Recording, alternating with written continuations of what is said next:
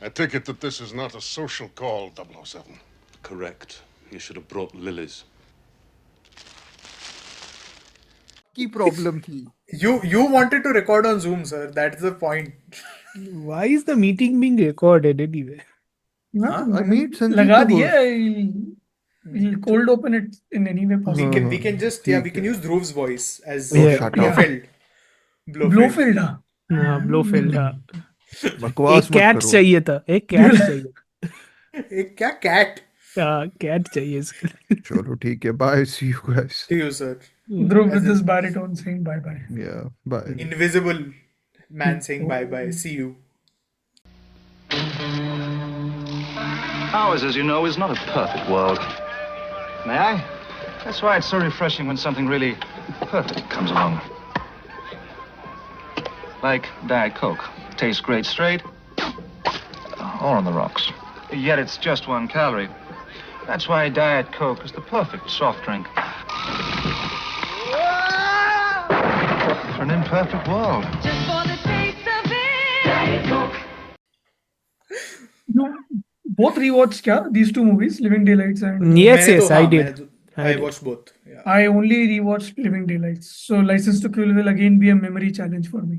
कितने साल पहले देखी थी? 15 तो नहीं हो सकता. 10 साल भी नहीं हो सकता. No, हो गया decade तो easily. Like Oh, wow, probably okay. before wow. college. Yeah. And I remember my dad never making me watch that movie during school time. थोड़ी violent है. Sir, हाँ. movie must fun है. Movie must funny है. Which is अचानक से fair. ninja आ जाता है. I know. We'll get there. Like there is so much more to talk about it. We'll go अपना structure wise only Yeah, whatever yeah. is. अरे हाँ sir, आप tension मत लो. मेरे पास पूरा crew and cast का भी list है. Don't worry. Perfect. तो ठीक है, you guys. Hey, do you have synopsis also? Then you only talk about the synopsis. मैंने नहीं बनाया इस बार synopsis. मैं License- ढूंढ लेता हूँ एक सेकंड. दोनों का actually fairly straightforward ही है synopsis. हाँ. But do we want to living daylights का तो इतना स्ट्रेट फॉरवर्ड है, वो तो लिटरली प्लॉट में ही घुस जाके License to भूल Kill जाता है is- सब कुछ. License to Kill का ज्यादा straightforward है. James Bond takes revenge. There's nothing more to it. Correct. There's nothing much more. I think plot. It's still very plot driven. I feel like goes from Yeah, point yeah. A to point B to point C. yeah.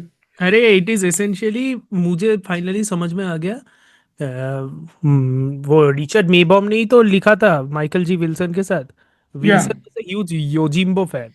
Yeah, the License to Kill is inspired by that. No? Very much Yojimbo Yeah, inspired. So उसके लिए No, उसने I know. Full And- छापा. I am like nice. License to Kill was also Michael Bayham's last film.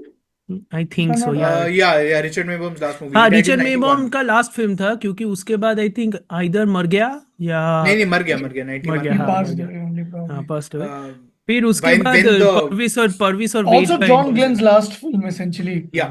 फिर you know, उसके before बाद the परविस और big- नील परविस और Robert वेड का एंट्री हुआ है. They became the in-house plotters. plot makers. Plot में. Yeah, I mean, you have As- to have for a as film a like this to Mark keep and moving, right? Like by the time the next Bond comes out, which is going to be I think Bond 26, Yeah, not 26. titled Yeah. yet. It'll have been at least 7 years since 6 years at least since No Time At to the Die. very least. Yeah. yeah. Because shooting, editing, you know, all of Considering, that. yeah. And Visual also it'll be effects. VFX heavy, so Yeah. it's just gonna take a lot of time. And to- honestly, that's not like out of the realm of possibility also, na, because long gaps between Bond ka 10 years is not uncommon. No, but like True. the last long gap was because of licensing and legal problems. Yeah, Dalton and Brosnan. After ke beech. Dalton left. yeah, the and- 89 to 95 89 to 95 gap gap. essentially. And after that, the biggest production gap is between Spectre and No Time to Die, which is COVID also in the middle. Fair. I think Craig basically busting his knee and his elbow While and shooting for practically Spectre, yeah. everything else. 6 during years, Spectre. no? That's 5 again- years, yeah.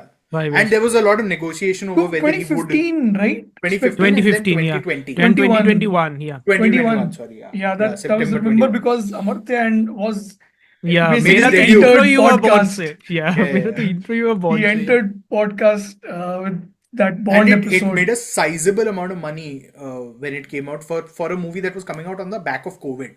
It lost True, but money. it was but a money loss it was losser but, for I mean, the it's the kind of company. Mission Impossible loss Hmm. on financials that you will have But to look again, something like Dead Reckoning Hmm. was covered by insurance, so the losses weren't Yeah. losses essentially. They were, But Made up, Final but- Reckoning was not. No, Final Yeah. Reckoning was But you not. know, all these films, they will never actually lose money ever. Lose money, yeah, ever. Because there is so much licensing that licenses, goes yeah. in, and like, you know, reruns and all that will only like No, recover and all that money. sponsors are giving you so much money, right? Aston Martin will put up X amount. So yeah, so yeah. and so Rolex will put up X amount. It's like So even F1 was never going to be a money losser for Apple, irrespective of the budget that was, Ever. you know, Yeah, given, yeah. because they were like, sir, like, which it was mentioned on like a couple of websites, was like around 50 to 60 million from just the sponsors on Yeah. the fictional team. Yeah. So just sponsorships Which is only like take your, Schaffhausen, the watchmakers, and like a bunch of other people. Yeah. yeah, And like they were premium brands. It was almost like Yeah. Bond in that sense. Like Yeah, it yeah. wasn't your regular average Joe stuff. Of course, a lot of that they couldn't use because they were already sponsoring actual F1 teams. Mm. I mean, But- I mean, No Time to Die was essentially the end of the franchise, Yeah. right? Like Yeah, the end of now the Craig films. Yeah, Craig Now it's films a era, and it's complete more reboot. like a circle that comes into like Yeah. an origin to an end. Yeah. Even though Arey, basically, we तो discovered the the Craig theory. films became like a saga, right? Saga, Like, yes, it was essentially like a saga, much to मतलब सबका ही chagrin because correct. सबका ही chagrin. So it's like But Yeah. like, I mean, it could have gone off a lot worse. Like when you take into account, True. Spectre is the one truly bad movie in that. Quantum of Solace is I in the can middle of a debate it's writer's still strike. decent, honestly. I can I still mean, it's a debate slow film. It's like 2.5 hours of very sluggish action. 240, I think, if I'm not wrong. No, that's No Time to Die. Okay. No, but I can still fight a case for Spectre, even though I don't Okay. love that movie. Spectre Right. also I can fight a case. Quantum of Solace doesn't work without Casino No, Royale. no, आप no, Quantum no. of Solace Correct. Casino Royale के साथ attach करके देखो, Yeah, you it's, can it's still like an enjoy. epilogue. Correct. Yeah, So yeah, like essentially, Quantum it's a of Solace long also- 2-hour epilogue. doesn't work for me. I was reading an interview right now that Daniel Craig gave last year when Queer was releasing, Luca Guadagnino's movie, and he was talking about the process of making Quantum of Solace happen. And he said Paul Haggis was writing the script, then they said strike, so he walked off with everything that he had written so हाँ, far. table left में with था. us. Yeah. And then Mark Foster and Daniel Craig have written the rest They of the themselves movie wrote, with Michael yes. Wilson, I suppose, in some way contributing. Yeah, Yeah, I'm And they're sure. shooting it and whatever. इसलिए So in that गरीबों का sense- इसलिए गरीबों का चाइनाटाउन बन गया वो movie last में. So basically that. I mean, Chinatown. I would still say it has a very good villain's death. Like I would argue, like, yeah. True, but the villain is almost as ineffective as the one in the Living Daylights. Living Daylights. Yes, correct. exactly. What a Which is segue. also a very nice segue, to be very honest. They are both set in deserts. Honestly, yes. Amazing In Bolivia segue and into Afghanistan. what we are going to be discussing in this episode.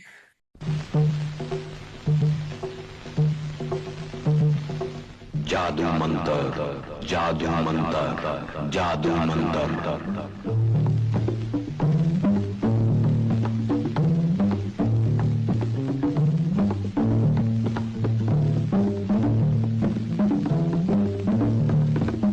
You are going into the future.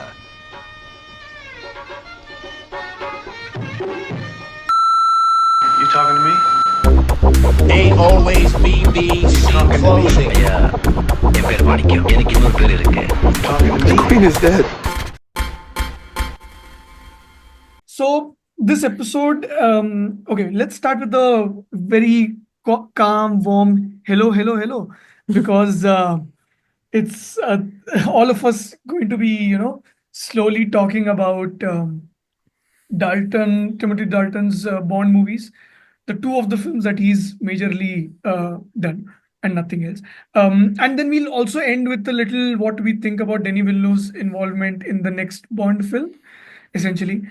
But the two Bond films which came right after Moore's A View to a Kill, Oh yeah, that movie. and the enormous gap before GoldenEye, the introduction to Pierce Brosnan's Bond. And there's so much to talk about around these films as well because of the way they sort of get placed in a huge franchise and what different they do as films as well. So the two films that we'll be talking about are The Living Daylights, which came in 87, and 1989 with License to Kill. to Kill. So we'll start with a little bit of context to the franchise. Like where are we beginning with and what happened prior to this? We'll try to keep it a little brief and then we'll jump into these films and like Timothy Dalton's introduction to the franchise as well. Amartya, you go off. No, you are very good at summarizing contexts, like you have previously. Also, just for people to know, this is a nice. This episode has been like long coming from from the time we recorded No Time to Die in 2021, and we've been wanting to do another Bond episode, but we were always like figuring out which episode or what kind of an episode would be interesting. But this is very focused in a sense. We'll be talking about a Bond, like an actor who could have deserved more Bond movies, essentially. Oh, Definitely deserves more, yeah. Yeah, but His hairline you know- wasn't supporting him though. Yeah, that's a problem. Yeah. I mean, neither wasn't Sean Connery's.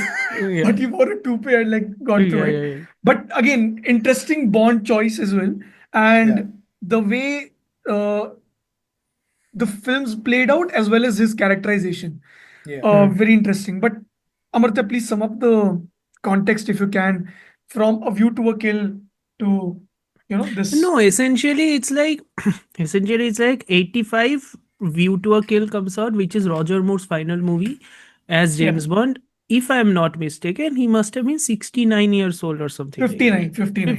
Okay. So 10 साल ज़्यादा कर दिया, but still it's okay. वो दिखता था 69 in the movie, but He's very different Bond to the Bond that you were. I always think of you as the sort of cravat, suave, humorous Bond. How do you look back at yourself now in that role? Well, I look back as Bond really wasn't a spy because everybody knew him. Everybody walked in.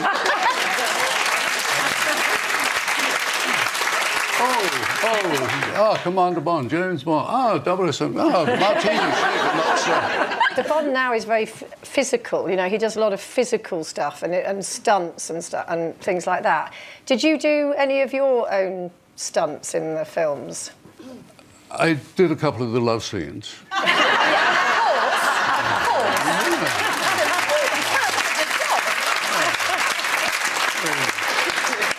Wasn't easy. It's a tough job. Think of England. he looked like a grandpa to Tanya Roberts. Okay, so at that point I'm like, that's just gross. He looked like a grandpa to Christopher Walken also. Yes. Yeah. I mean, everyone around him was telling him, you're old now. Like even Sean Connery shared a very good relationship with him, right? Because they were both stage actors, I think. Or Yeah. I don't know if they were both stage actors, but in that time you didn't. I mean, for what it's worth, all the Bond actors appear to have had a good relationship with each other. Daniel Craig getting advice from Pierce Brosnan on whether he should do Casino Royale or not. Pierce Brosnan graciously losing out to Tim Dalton on The Living Daylights. वो graciously नहीं है, वो पीछे बहुत कुछ a lot of politics that went into hiring him. Because NBC Universal suddenly renewed Remington's team Remington's and then made only 5 new episodes. उन लोगों का अचानक पता चल गया कि ब्रॉसनन बॉन्ड होने वाला है. They're like, क्यों? Not on our watch. We are going to renew it for season 3. Get back to 85. Moore being old. From there. No, Moore being old was one of the reason. I think Broccoli claims that he's the one who told Moore कि आप जाओ. Basically, बहुत हो गया. बहुत बुढ़े हो गए हो आप जाओ. Basically, that's I think his claim essentially, Broccoli's. So and didn't Moore have a different story that he said Moore, he chose to retire? Yeah. Moore was forced to retire. Yes. Anyway, that was the intention. So previously, the idea was that they were going to make a prequel, The Living Daylights, or the story which was supposed to be the launching point of this new James Bond was supposed to be a prequel. The main idea that this Bond would be a lot closer to the books was there from inception itself. So it's not as if ki ye achanak hai. Of course, it's a reaction, right? Because Moore, I think, had the longest James Bond run. Moore, I think, was James Bond for over 7 films. 7 films and 12 years roughly. 12 years. Roughly 12 years. 73 to... From full decade. To Live and Let Die. To Live and Let Die say View to a Kill. So 73 to 85. 73 to 85 basically. Yeah. Funnily enough, those are also ages. But theek hai. But again, the point being ki, the idea was always there ki you are going to make it a prequel. That idea doesn't come to fruition entirely, but shades of the story is there in Living Daylights, especially the smeared spionum thing, that spy killing of spies. If I'm not mistaken, that was actually part of the Ian Fleming novel, a novel of From Russia with Love, the smeared spionum thing, and Yeah. yeah, Death to and Spies, I think that's what it yeah, Dead translates to to. Spies. It was done by Smursh, an organization which was like a precursor to Spectre, which was never introduced in the movies. So Yeah. essentially that. So now when things started moving forward, essentially three actors were taken into consideration. One was Sam Neill, one was Yeah. Pierce Brosnan, and one was Timothy Dalton. Yeah. They were very happy about Sam Neill. I think Sam Neill, if I'm not mistaken, I think Broccoli was the one who favored Dalton and Brosnan. I think the shortlist was between the two of them. Yeah. Where Brosnan, Sam Neill was at that time fresh off this UK TV show called Riley Ace of Spies, which yes, was yes, about Sidney Riley, this very famous, multifaceted spy from the First World War.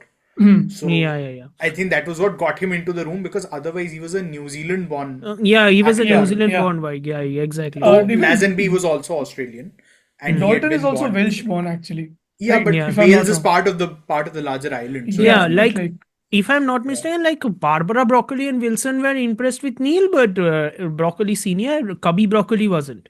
So Yeah. Cubby Broccoli was like, New Zealander ko bhagao. We need people at least in the United Kingdom. Nahi to nahi. yeah, I think at some point somebody said you can get Mel Gibson for 10 million in 2 films. Yeah. Yeah, That would have exactly. been a bad And we are like, thank God that did not happen. Dodged a bullet right there. But ठीक है. फिर आते हैं Brosnan. So Brosnan ka selection was interesting because Brosnan could have been in the role essentially from Yeah. 85. And a he far was like younger version, Yeah, far younger version. And he was very close also. He was fresh coming off of like Remington Steele, jiska season 2 just got I think season 2 got cancelled. Season 2 ended and I think season 2 got cancelled because of low ratings or some. I think ratings were pretty high, but season 2 got cancelled. Okay. Remington Steele ka. But when Brosnan, like when rumors started flying around ki Brosnan was in talks, NBC Universal were like, not on our watch. Yeah, it's just some Not on bullish our watch. strategy. Yeah, basically. And they, I think, triggered like No, some it- 60-day clause of like Yeah, renewing yeah, a yeah. season and all that crap.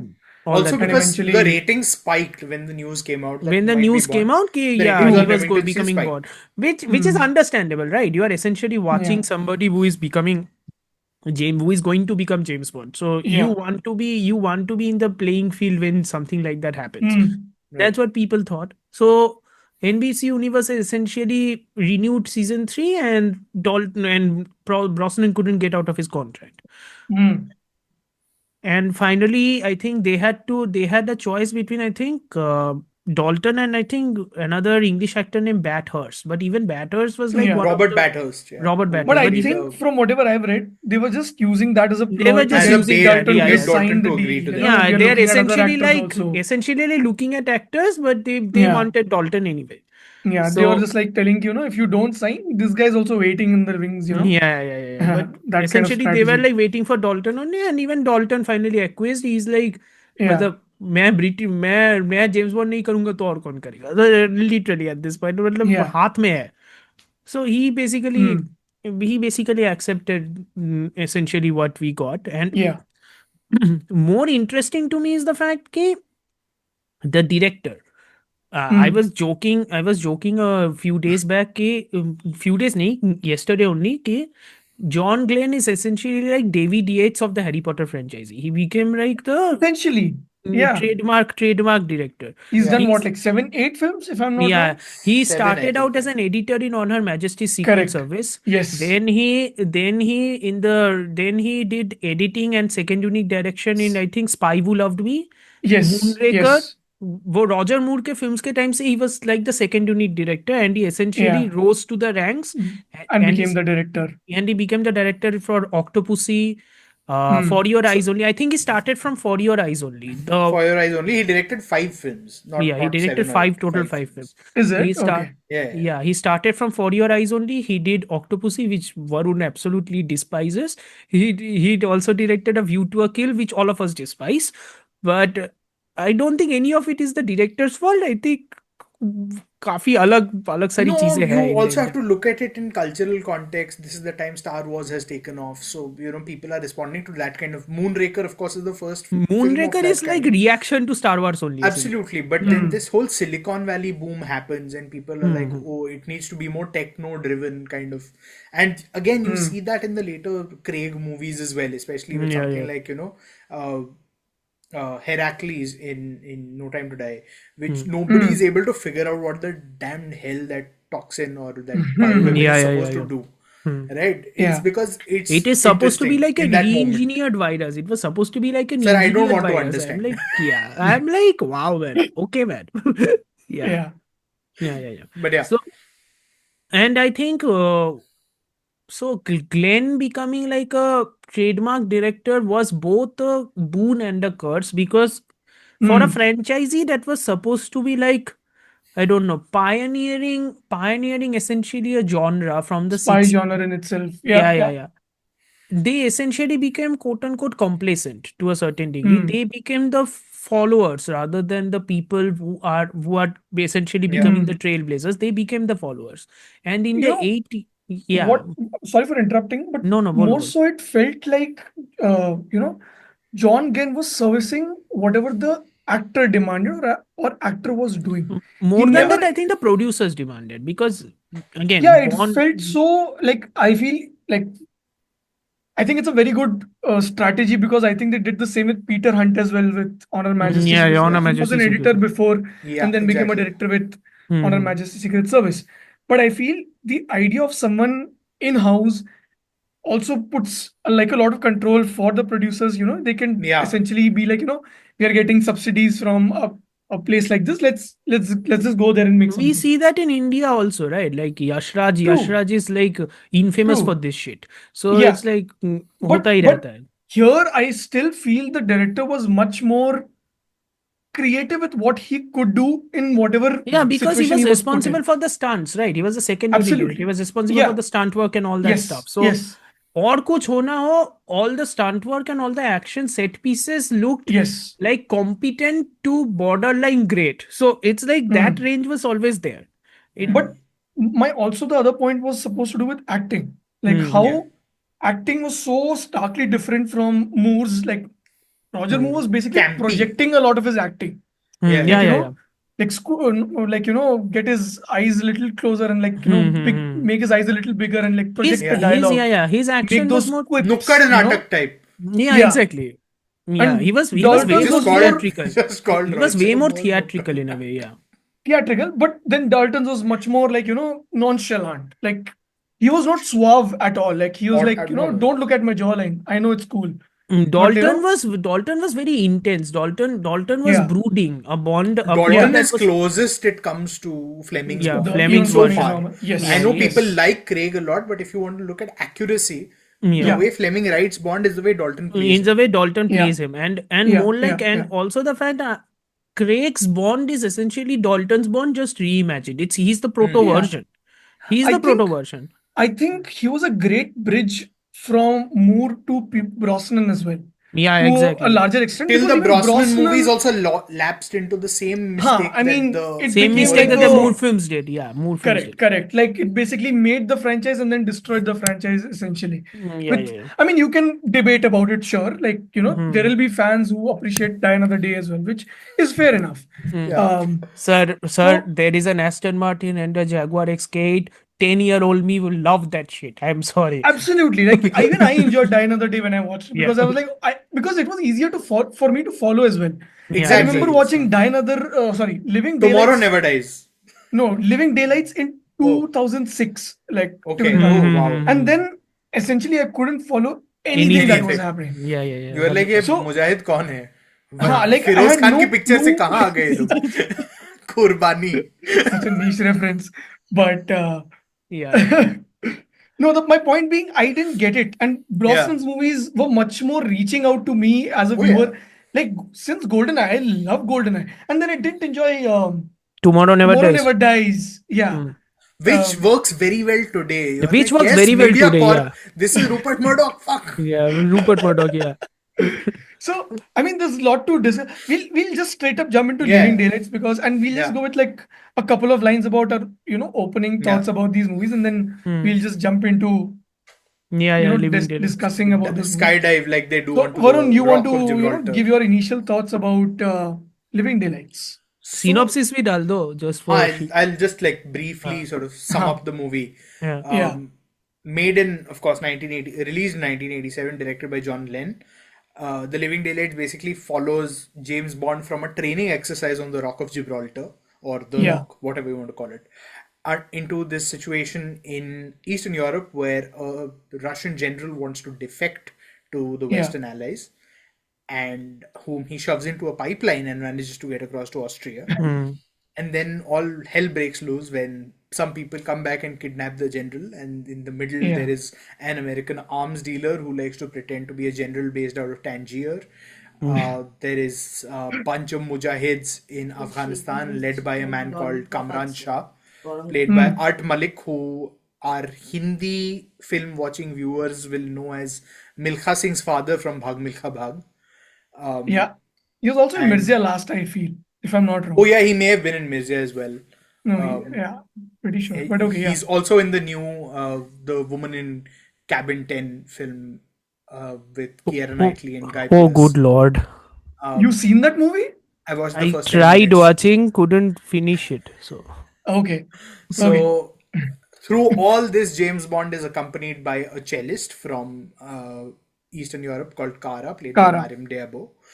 And basically he's got to figure out what the hell is going on, who has kidnapped the defecting Soviet general, what's up with the American arms dealer, and just what do we do with the Oh, believe Mujahids of me, we were Afghanistan. also thinking that same thing, James Bond. Not just you. It's far more a detective movie in a way. Correct. It's almost a hark back to Dr. No. Where you don't know everything from the get-go.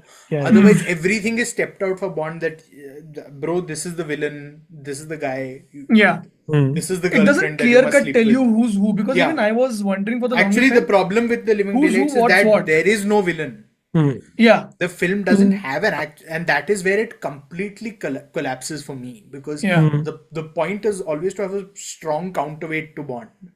So whether it is Gert Frober's very theatrical Goldfinger, or From Russia with Love, we had that Russian essentially matron, and of course Robert Shaw's like assassin. Assassin in the train. So you've got like great villains.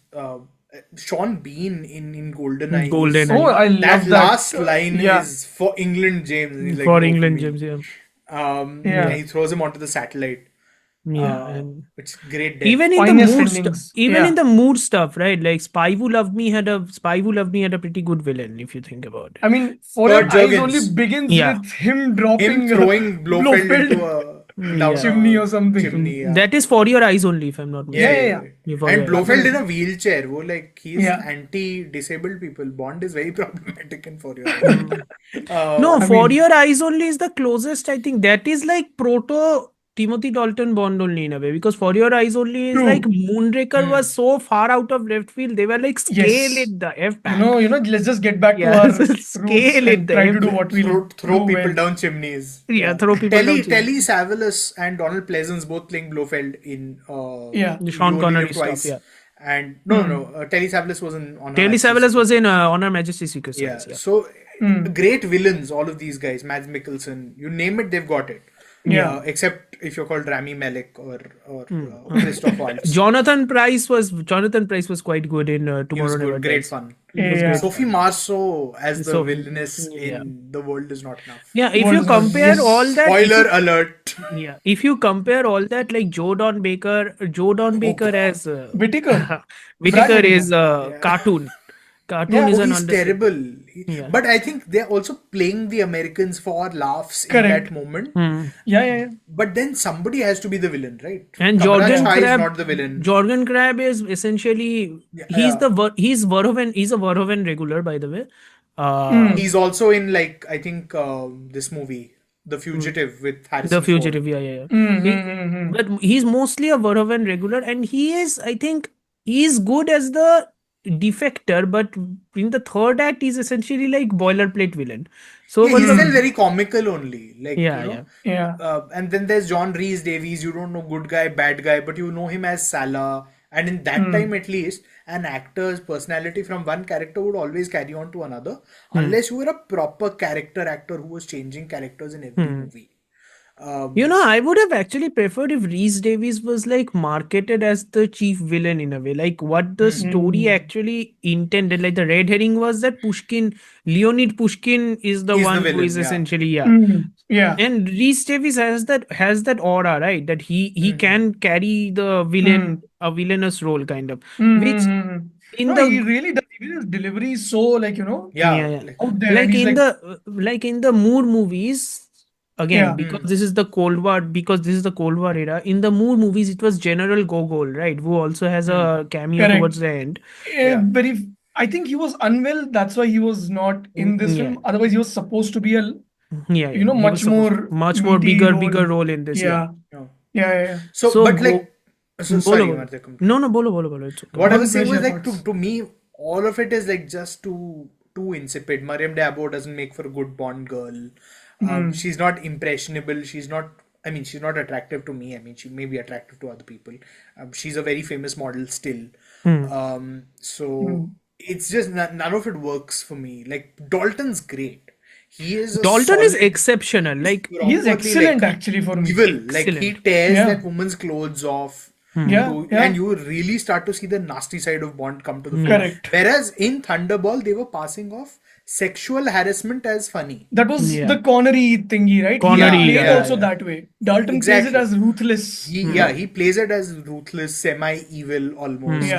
Yeah. So to me, the film is just too unfocused. It's not memorable. Also, like it's got all the trappings of a big movie. Like it's well shot, but where are the set pieces that are incredible to look at? Except for the Gibraltar sequence, none of the rest of it comes to mind. Like, Even the chase is a little, I felt it was Chase? like not in tone. The one where he gets into that cabin and on the I frozen think lake. you know what it reminded Oh, me yeah, of? yeah, it suddenly that It thing felt felt like comical. it felt like he's stuck. Like Glenn and even Broccoli's are stuck in the mood era, and they Dalton's moved aren't on. able to figure out Dalton's what is Dalton's signature.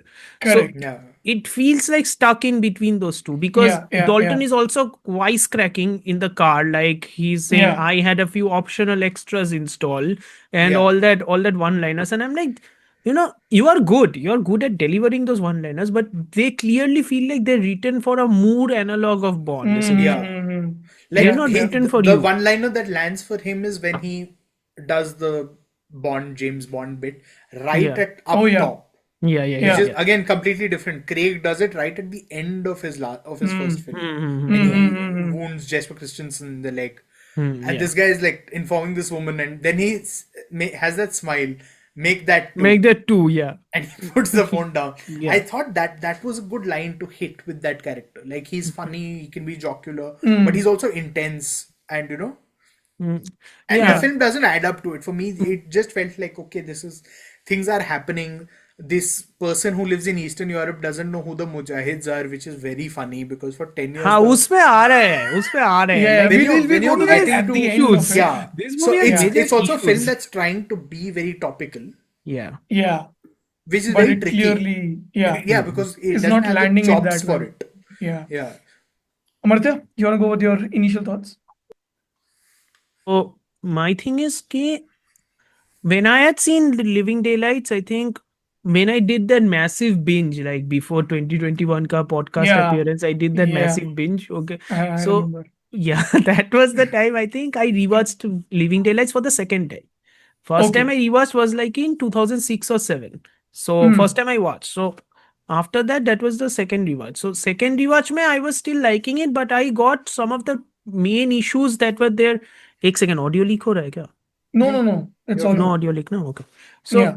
the main issue that I got was in the villain issue, which even Varun was talking about the villain issue, like both what's the name of Krop's character?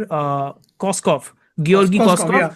Georgy Koskov and Brad Whitaker aren't exactly strong enough villains to carry an entire movie. Like they basically represent the complicacy of a system tangled within Cold War. But it's still comical enough कि कुछ फायदा as such कुछ हो नहीं रहा है. So I was like, okay, the villains are not fine, but again, Dalton is the reason to watch this movie, and it feels like a reaction to moods over the top storyline, क्योंकि moods over the top storyline was always connected by set pieces, right? So there are 3 set pieces in a Bond movie, उसके बीच में connection डालना पड़ेगा.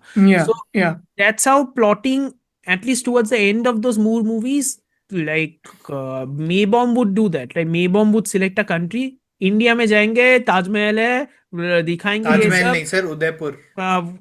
ताजमहल दिखाया था तो helicopter flight में वो दिखाया था, एक शॉट था, ठीक है. फिर we are going to have a chase sequence using an auto rickshaw में कैसे आएंगे सोच लो, figure out a set piece via that kind of like shit like that, right? So if you compare that to now this, it becomes very much quote unquote plot heavy and topical, because they are also trying to like reference the Mujahideen who were in a much more like cordial relationship with the West at that time. And that always runs the risk, right? That always runs the risk of becoming dated really quick, which is what happens now. So, but again, and it's also the fact that because the story is so unwieldy and so unfocused, it adversely affects Dalton's performance as well, because Dalton is exceptional in this. Because Dalton has to juggle a lot of emotions. Dalton has to be intense. Dalton has to be angry. Dalton has to be sarcastic. Dalton also has to be a person who is open and emotionally vulnerable to Kara Milovi. Yes. He has to do a lot. And it is adversely affecting his performance because it feels like the story is not giving him enough scope to actually give a believable enough role. He is doing his job, but the story is not giving him that scope. So it feels like Dalton is holding the entire movie together in a way. Essentially, he is essentially doing that. Yeah. So that's essentially my initial thoughts. It's a Dalton show throughout. It is. It absolutely is. Because for me also, so I just watched it before recording, which again, it's been years since I did. Yeah. So the first thing that struck to me was, I love the stunts. I really enjoyed the stunt work because I could believe that Dalton was performing it, even though he couldn't or he wouldn't be performing them essentially. But I was like, I really believe this is the same guy who's acting is also doing those stunts. And he seems agile. He doesn't seem like, mask ka lothada type person. He seems like, he's someone who can just like, agile and like, he's faster. क्योंकि like बुड्ढा मूर को तो ninjas. बुड्ढा मूर को तो आप मतलब वो फायर इंजन के ऊपर भी नहीं डाल सकते. Vicky Kaushal thing almost, if you want to call it that. Great comparison. They also have something joining them. No? I went with that. Please. Wow. Okay. Please. So for me, I think again, I thought this was a very sterile film. Like from whatever I remembered to when I watched now, I remembered just bits and pieces of it. And I was like, there's not much interesting that's happening. Okay. But there are parts of it which I really appreciated now, which I was like, okay, so it's taking a little bit inspiration from John le Carre's, John le writing as Carre, well. yeah. And, making a little more like, spy-ish, Cold War, like, go from place to place, investigate who this person is. So, there are a couple get into of a random nice toilet, touches. Open the cello case, look for something, blank. There are a couple of nice touches, like when he enters that building for the first time to basically shoot the sniper, he essentially like closes his tuxedo neck and it's essentially like a black cloth.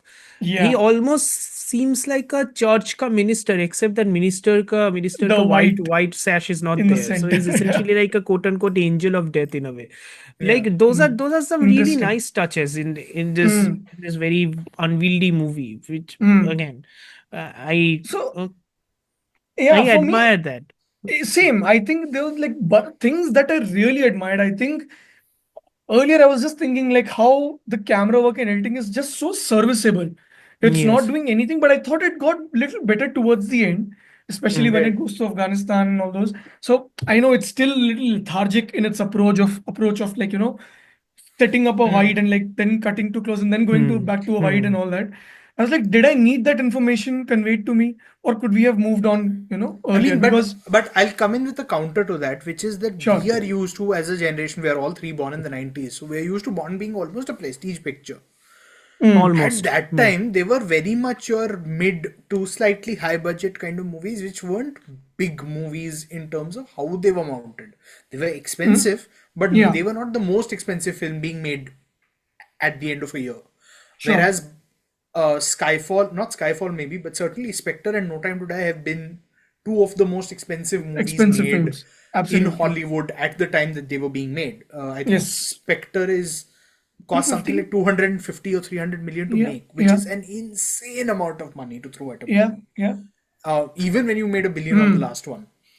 Right? So I suppose we also come with that knowledge wherein camera work is deliberate. Philip Mayhew or and what the discipline of Martin Campbell or a Michael No, Apted would See, bring I, in was I very understand where you might be putting that counter forth, but I am like, since you're moving on to a newer Bond, you've got a Yeah, newer yeah, yeah. energy attached to a film. Why don't you service that? Essentially, Right. that is my criticism, because I felt Fair like enough. No. he was Your criticism like, valid. I It's a felt he was valid it's even going more all guns valid. blazing. It's even more valid if you think about this is such a departure from Moorka Bond. Because this is essentially you are reacting to Moore's Bond. It's such a departure that it's almost reactionary. So if you are going to do that, change the entire energy, na. Exactly. You are essentially utilizing Yeah. the same serviceable direction that Glenn has been using. Again, Yes. Glenn's direction has its own pleasures in a way. All right. Like so- I liked a few creative touches he had, especially the cello skiing bit and all Yes, that. I was yes, like, yes, okay, yes. that's Yeah, yeah. interesting to I'm hold just on to checking something like what that. else the cinematographer shot. Okay. Alec Mills. He had been working on Bond movies much like Glenn himself for a long time. He was a camera operator on Her Majesty's Secret Service. Okay. Again, the distinction is there, right? In India, very often a camera at least is operated by the director of photography. Yes. Yes, I mean, the In the format West, is a little different. it's usually the A cam is also operated by an operator. Yes, absolutely. I The think Hoyte van hierarchical Hoytema thing is different. Hoyte van Hoytema is slightly different in that sense. He's I think the probably thing one is, DOP today I who think the operates. thing is also that again, like the example in India I was giving like a Yash Raj. So they are so adamant to putting everything in-house, right? Yeah. They are adamant in giving only chances only to in-house directors, much to the detriment of the quality of their movies anyway. Because it's like a legacy. It's exactly how a legacy studio kind of was, and people do forget that Bond Correct. was always a legacy. Bond was always a Yeah. legacy studio. I mean, it's so obvious because the producers have been so bullish about keeping true to what they believe in. Yes, Like, exactly. letting directors go, letting actors go, because they were like, no, we don't believe in what you want, but we'll do what we like. Bro, they So did if not you want hire to- Nolan. They did not Yeah. hire Nolan. Tarantino himself, no? Like even Tarantino pitched a Brosnan film and all that. I think So- with Tarantino it was also probably because he would bring so much of his filmmaking style to it that they were like, it won't be a He Bond wanted film to make a anymore. It'll black be and white film.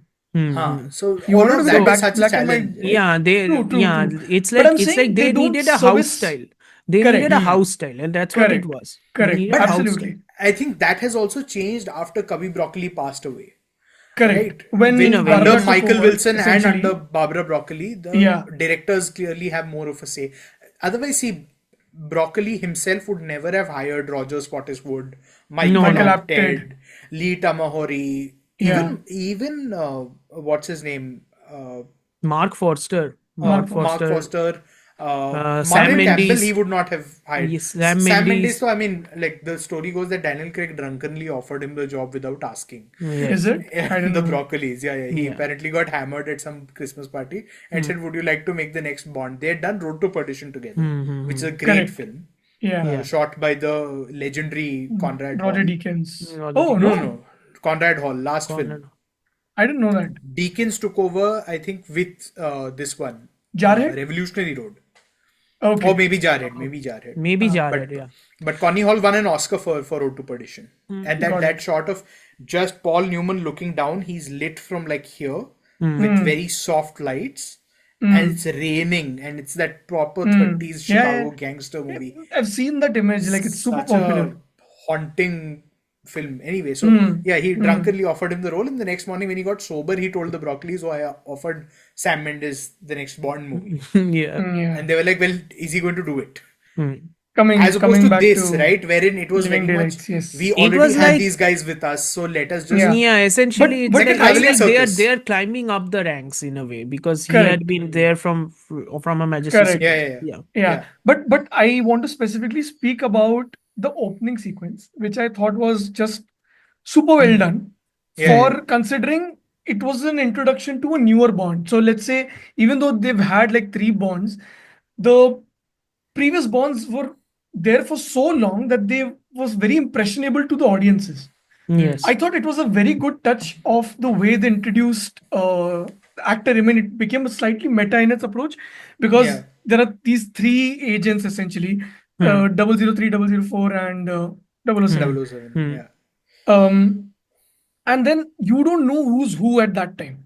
Okay, and then you get introduced to one person, and it could possibly have been like you think this is this person is supposed to be the Bond, and for some reason it looked little like Lazenby as well. So I was like, okay, interesting. They must. I don't know if it's deliberate or not. But then they I go think to that's also Dalton's kind of entry, like, which is a nice push into him. Yeah. And then it's just he's him introduced turning to the- around. He's turning just around, on the yeah. shoulder. It's nothing It's so flashy. unsensational and also brilliant at the same time Yeah. that I was like, okay, I really like it. Now take that same scene and put it in a Roger Moore film, and they would have been like, let us get like somebody who plays Sean Connery at a convention. Let us get somebody who plays Lazenby at a convention who can pass for these guys. Pass for these guys. And let's also keep in hand. Yeah, let's also keep in hand a number of like one-liners. क्योंकि Moore को तो one-liner देना पड़ेगा. Yeah. So otherwise कैसे clearly बनेगा? a step away. There's no overt humor. Like you hit the ground running in the Living Daylights. It's just that the ground is just a Shaky bit as too hell. uneven. Yeah, shaky. At as the hell. point. Correct. And But I it's like not how the nonchalance played really Yeah. well for the beginning it had. Even though, see, I liked how he basically climbs over the jeep, which is like driven by that Russian spy. But at the same time, at the back there are quote unquote explosives. Like Yes. with Yeah. like so I was like, okay, so it's like I don't know where it really stands with the tonality it's going for, which is throughout it's clashing with itself throughout it the is film. stuck. It is stuck. It's like it's Yeah. stuck. It's in very much a transition phase only, which is Yeah. which is kind of what is such a, how do I put this? It's such a missed opportunity in a way, because if you guys would have just like leaned completely into Dalton's seriousness and just made a serious Bond, maybe it would have incurred a loss, because Moore ka fandom was always there. Maybe it would have incurred a major loss, but Even Moore was not given the like amazing reception in the beginning, but people got used to him and they started People liking But got Moore used was to it. already a popular actor by the time he took on the role. So he True. already came with a fandom. Yeah. When Connery took on the role, he didn't have fandom, but because it was a new kind of movie, it didn't matter. And then, of course, in 61 he did The Hill, which is I think with Sidney Lumet. Then he did a bunch of other stuff. By the late 60s, so he's like a proper star. He's a massive star. By Goldfinger, he was a massive star. By the time Goldfinger released, he was a massive star. Yeah. Goldfinger was one of the most popular. It's still the one of most the better popular films. Sean Connery. Yeah. But what? But I what wanted more to did ask you guys, did you guys Huh. think of Thunderball when you saw the opening exercise in The Living Daylights? Because it's at least the Quite intention similar. is the same, right? Like Quite that's similar, a training Yeah. exercise. Yeah. But I Yeah, thought but- this was just more tactile. Tactile. That's Oh, what I yeah. really liked. Also, I mean, I'm the coming back kind to of the same words again and again because I just really enjoyed how they were really making the actor do his stunts. I don't know if he did it or not at the end of the day. he I was also not like the some fact of them. that He the was car- youngish Yeah. then. I also like Okay. that the fact that the car wasn't too over the top, which is another thing. Like in many James Bond stuff, Cars are usually quite over the top. In this Yes, sir. scenario, You were just talking about Diane the day 5 minutes ago. yes. There was also that ghetto blaster, which I was like, bro, like I don't know where is that coming Where from. is this coming from? Also interesting that But MI6 ka office, I Q mean, ka Desmond office is Llewellyn was always on his own trip. It's very Yeah. much like the Johnny Lever track in any 90s Hindi Correct. movie. Exactly. It is a separate movie. It's a small short Q film ka that is separate. Q ka entire office though is very like stark. It's like glass pane heavy kind of like a lab. Moneypenny ka office is also like that. I'm like that's an interesting layout of the MI5 office in a way. It's like MI6 office. I would have liked to see more of that actually. Became brutalist when it went towards like Skyfall and all that, right? Sort of. Yeah. I mean, because that's the actual damn building. Yeah, I mean, yeah, sure. and I think in Skyfall, and I think in Skyfall when they essentially like shifted towards a metro, like yeah, I think that was also kind of like homaging Living Daylights also, because Living Daylights also kind of felt like it was like more or less in underground in a way, the office ka entire True. sequence, Q ka main office. So that is another part I liked. I also Metro, nahi, you're confusing the two sequences. They move them underground under central London. They're called the war bunkers. Which is war a bunkers, bunker. yeah. Metro crash happens later in the film. Metro when crash Silva happens does later, yeah. The whole rigging.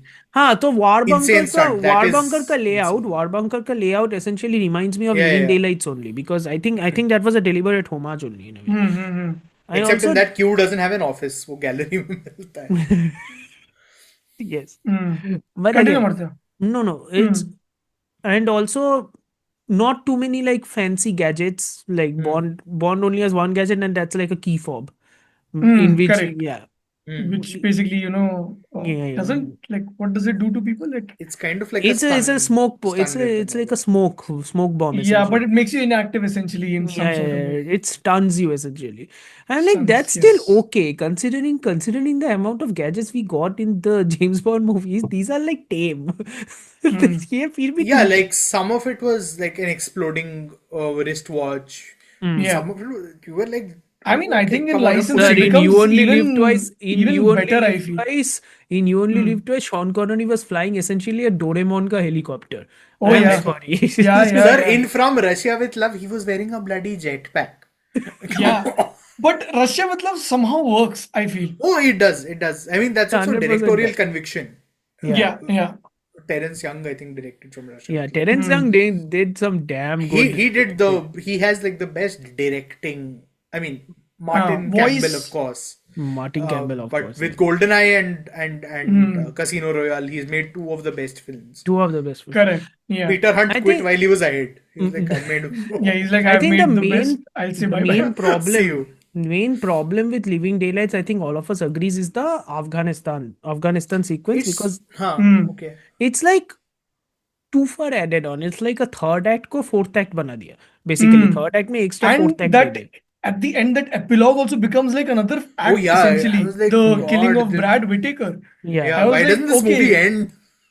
Exactly. That's what I was feeling right now. And it's not that, it's only 2 hours, but it still felt like some 3 hours something. Yeah. अरे वो And plane का actually, sequence में he's I'll- trying to fight Necros. I'm like, ये खत्म ही नहीं हो रहा है. बाप रे, ये कितना But can you कितना ये imagine hang that करेगा? is still better projection, rear projection stuff on the plane, some of it, than what we get to see today. Yes. Yeah, Like even Hollywood absolutely. movies today That do is actually true. terrible VFX. Absolutely. Sir, Absolutely. Q what too? नहीं Hollywood बोला sir मैंने. Sir, ये सब आप- there's a sequence in License to Final Kill Red- also, right? When he gets off the helicopter Yeah. and they tie the Yeah. plane, which actually Insane. felt it's quite similar The to Dark Knight Rises.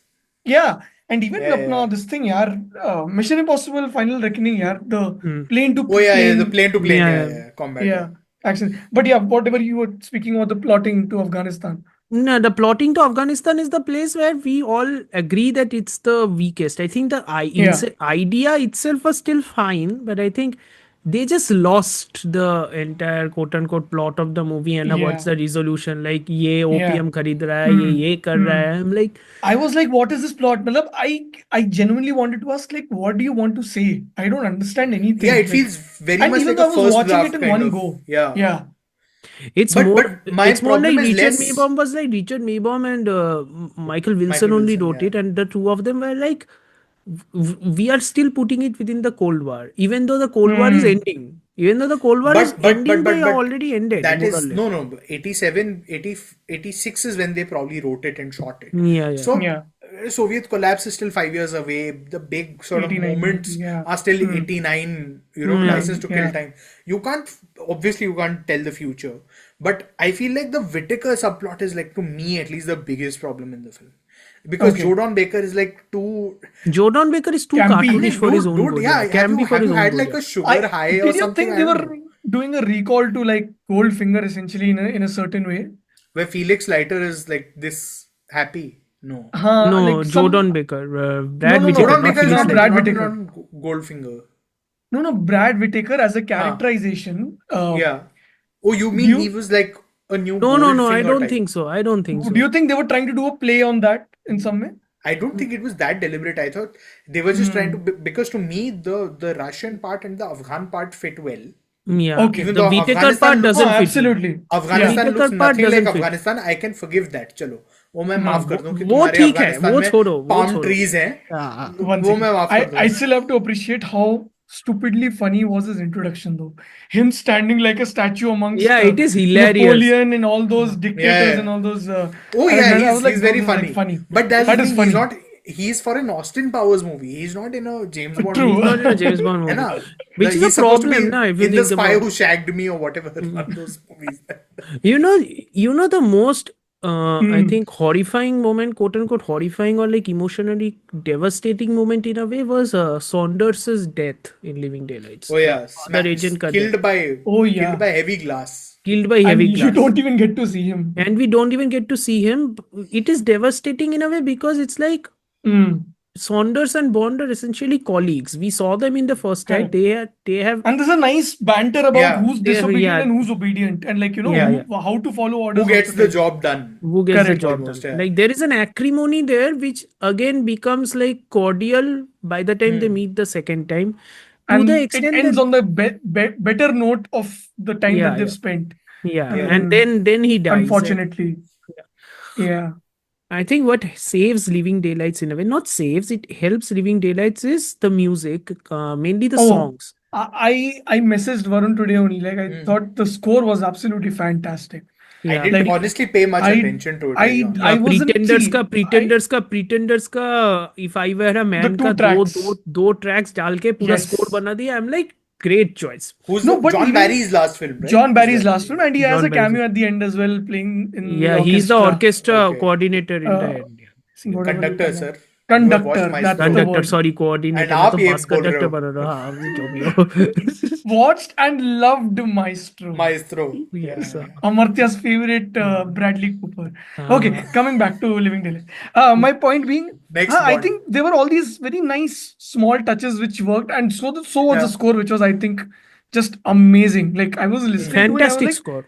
I could listen to it separately. Also, I was like that fascinated by it. Even The like Himantification Aha, of even Sanjeev like is completed. Aha's You know, the Living We'll Daylights speak about it song. more later. Even like Sorry. Aha's Living Daylights, the Oh, main yeah. song. Yeah. Yeah, I that really was like fun. that song. I don't know why people Yeah, don't yeah. like that song. I really like that I song. really like it. People Yeah. are used to the. See, this is also a change in music, right? People are used to Gladys Knight, Gladys No. Knight. They're and, used to the almost the brassy heaviness that yeah, comes yeah. with Shirley Bassey. 60s and 70s. Finger. Imagine if for instance, let's take On Her Majesty's Secret Service. Imagine if Yeah. suddenly they'd put like a Rolling Stones tune in. There's no vocals also in that. Yeah, so you can't really. The thing is, Saltzman and Broccoli come from a different generation. Their Exactly. musical taste, again, here is where the director's input does not matter, right, to them. Like they are It's deciding an in-house who will style, be the singer, essentially. who All will of be these the, are nice. They all of that rejected they're doing. Radiohead's like the track for Yeah. Spectre for But Sam that I Smith. think that also had something Sam to do with Smith. Sam Mendes' input. Because Is he it? had a ballad kind of song for Skyfall also. So he probably wanted a similar. That's just- वो Rotlu- Sir, that Rotlu song हो Radiohead गया track था. is insanely good. क्या किया? insanely good. I But you know, आप सब at हो that time वैसे it भी had Johnny peaked Greenwood somehow. fans हो. I mean, who Yeah. aren't Radiohead fans? That's Tom also a York. bigger question, yeah.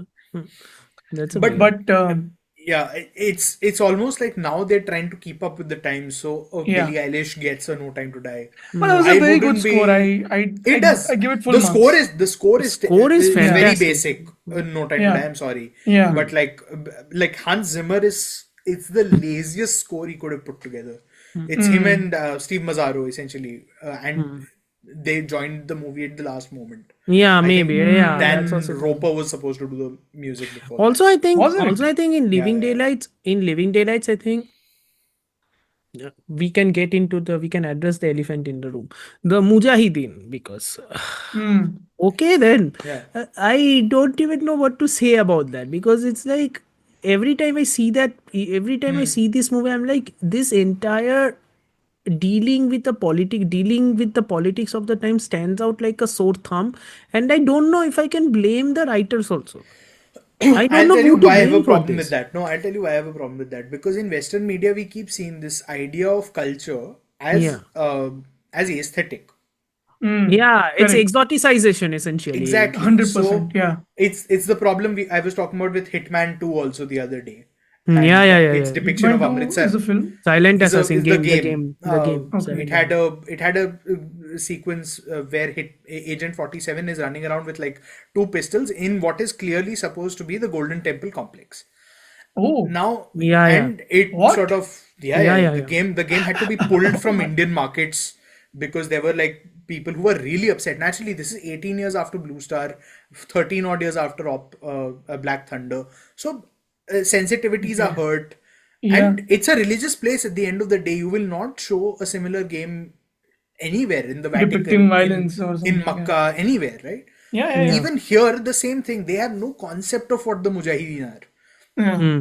And you wouldn't make this film post 9/11 because then They the are Mujahideen they are become bad. apparently freedom fighters led by a guy who actually studied in Oxford. I'm like, of course he studied in Oxford. but that's a lot of the Mujahid leaders also. If you were the leader of the Hizbul Mujahideen, Said Salahuddin in Kashmir, was running for an election in Kashmir in '87, and when that election went the other way is when he became a terrorist. So you can grant them all of that stuff, but you can't say I will take something super serious and put it in this movie of mine without any understanding of what you're talking about. And Bond then helps the Mujahideen essentially by throwing the bomb that was supposed to blow his plane up, and then the bomb destroys the bridge, essentially helping them, and the tanks essentially helping them. And he does a oh yeah, war saved. I'm like, It is basically a pro-Taliban. yeah, which is essentially a pro-Taliban movie, which in the current climate is even more awful. Especially what just happened in Delhi. Especially what just recently. happened. Yes. No, but like again, right? The Western allies were helping the Mujahids and the Taliban and all of that till the American invasion of Afghanistan much later. So you can grant the film all those concessions and still say, bro, this is. He literally speaks to the guy in Hindi, not Pashto, not. Yes, none of that. yes, He speaks to him in Hindi, Band karo or something. He says, I'm like, Yeah.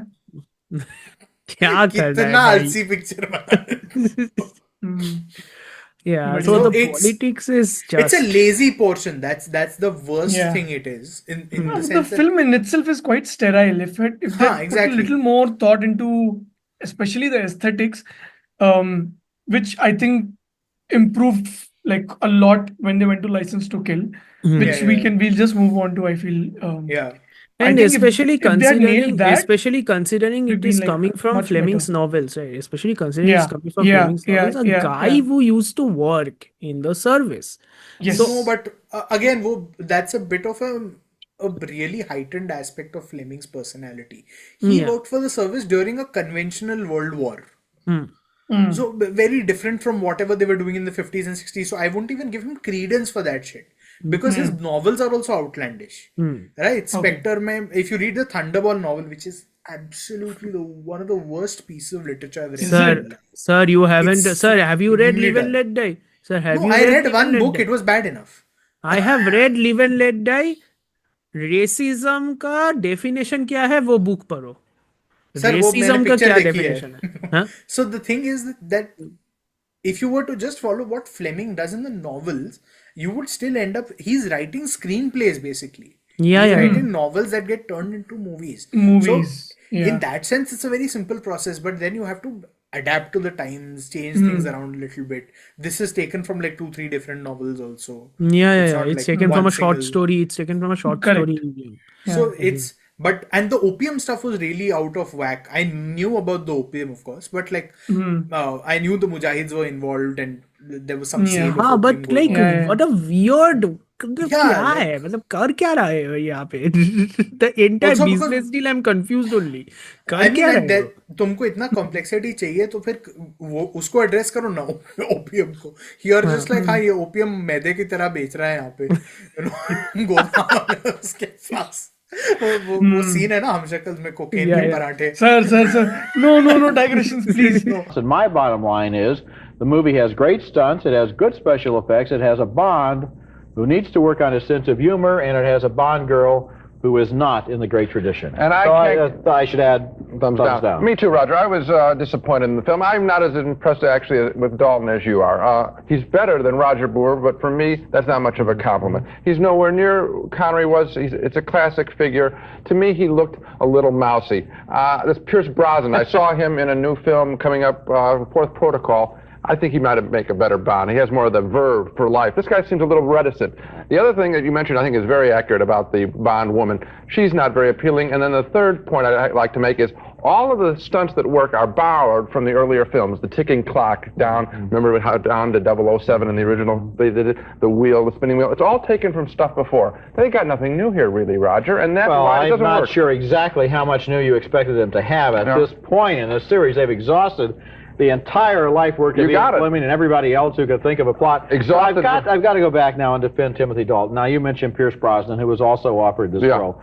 Dalton, I think, does have a very good screen presence here. I think that he's the last thing I would describe him as mousy. I think that's an astonishing thing for you to say. Well, I did it. I called James Bond a mouse, and I live to say it. We're both disappointed by The Living Daylights, the new James Bond movie, although I like Timothy Dalton a little better than Gene did. 2 thumbs down. Please. No, so but opium is a good link to License to Kill, in which Franz Sanchez is a drug lord. Also another good link is the discrepancy, because this is the same timeline, but in Living Daylights, Felix Leiter is different. In they changed the actor. Yeah. They changed the lighter. They did not. Right? They did not just change the lighter, as Varun so concisely put. They brought back the same guy who was Felix Leiter in Live and Let Die. Richard Hedison. Basically, they were already shooting in US, and they were like, "Do you know Felix Leiter?" They're like, "हाँ वो पढ़ा है sir पास में कहीं पे बुलाओ उसको." Costume दादा जरा लगाओ इस पे costume. No, but I think this choice in the connecting thingy in License to Kill actually makes sense, because if Leiter and Bond are essentially the same age, it kind of makes sense, because Dalton and Hedison kind of look more or less like old only in a way. No, sir, Dalton looks a solid 20 years younger than Hedison, which he is. True. No, I mean, in the first frame when I saw, so I didn't rewatch the whole thing, but I watched like the first 10 minutes of it. 10 minutes. Just to remember how it began and all that, so that, so as to put into context where it went. And the shot is, first of all, I really liked the first frame with 3 guys sitting at the back of the car. And I was like, this is Felix Leiter, right? And then both of them looked so dissimilar in like age. I'm like, this guy's clearly very old. Yeah. This guy's clearly very old, and Dalton definitely looks like much younger and much more agile, even in the action sequences, like what they end up doing. But I feel before we move on to, I think we should give a little brief about License to Kill. Varun, you want to do that, and then we'll do initial thoughts, much brief. James Bond 007 is on vacation in America, where his friend from the CIA, or cousins as they're called, Felix Leiter, is getting married to his bride Della, and things go down when Felix and James are diverted from the trip to the wedding venue when they receive a tip-off about Franz Sanchez, a drug lord from South America, whom Felix has been tracking for a long time alongside the DEA, the Drug Enforcement Agency of America. They capture Sanchez. Sanchez promises to be out very quickly. Felix gets married. Sanchez lives up to his promise. his men kill Della. It is possibly implied that they raped her before that, but it's Yes, not quite possibly. clarified. And Felix loses his legs and an arm to a shark. That Yes. Robert Davi's Fran Sanchez just happens to have lying. Very Scarface. Actually, no, a very Donald Pleasance from You Only Live Twice. He also You Only Live Twice also. No, yes. that, but also it felt like, again, my point about these movies have been about how real these characters feel. I felt the villain in this film, Sanchez, can easily be in like the best Bond villains that have been on film for sure. He's like easily cruel. He's cruel, and there's so much see, again, I'm talking about the film from the memory of when I watched the film. And I remember so many things about this character because I thought the character had such a big spectrum of performance. Like when there's that when Bond kills one of the characters, and then he's supposed to get paid by Sanchez. Correct me if I'm wrong, because I could be forgetting a lot of details. And then Bond is just sitting like topless in his bed, and Sanchez just walks in and like gives him money, and they're like having a nice, conversation. You'd see banter with each other. See, again, I can be wrong about this because No, you're right. You're correct only. And then Benicio del Toro's Dario. Dario. He's getting a little jealous of this dynamic because he's super loyal to Sanchez, and then there's something about loyalty also in the film about loyalty how is more loyalty important plays than out. money. Yeah. I don't remember, but like I remember some bits of it. So I was like very taken aback by how the punchy sort of nature of the film. I remember one amazing thing about this, apart from like the campiness of ninjas and all that. There's that one. No, I have a theory about that campiness. मेरे को पता था. एक second. Go for it. बोलो, I mean, बोलो. whatever I'm talking is essentially my initial thoughts also. So there's that sequence where he comes out of the boat, and I mean, he doesn't know there are people outside, like henchmen outside the boat. Yeah. And then he takes that harpoon and he point blank kills the person. Yeah. Yes. I was like, there were many possible solutions to that. Like, he could have gotten inside, thought it out, planned it, and done it. Yeah. Could have taken out one person, like, one of those things where you cover the mouth and like, twist the neck and all that crap. But he does something which I remember, I was like, interesting. Like, I was like, this is like very hard boiled kind of, I'm gonna just like do it. Like, you can't like stop me. And also there was no like gun barrel in this film, which I just saw. Like, no, I think there was. I think there was a gun barrel. There is a gun barrel right at the beginning. Right at the beginning, there was a gun barrel. Yeah. Oh, right. I maybe skipped through it. I just went to where it begins and all that. Yeah, right. But I remember the song starts from that camera. So I thought, oh no, gun barrel. But correct. No, I was wrong about it. Yes, I was wrong about it. But the camera then plays out. I remember, correct me if I'm wrong. Q gives him one of the gadgets, and the camera is the gun itself, right? Yeah. So and it is the precursor to the Skyfall pistol also, where it's the transmitter encoded. Fingerprint encoded. So Bond's palm print is encoded onto the Walther that he uses in Skyfall. Yes. I think, and he's using a 16 mm sort of 16 mm. Yeah. Yes. Almost like a Bolex. The medium format camera.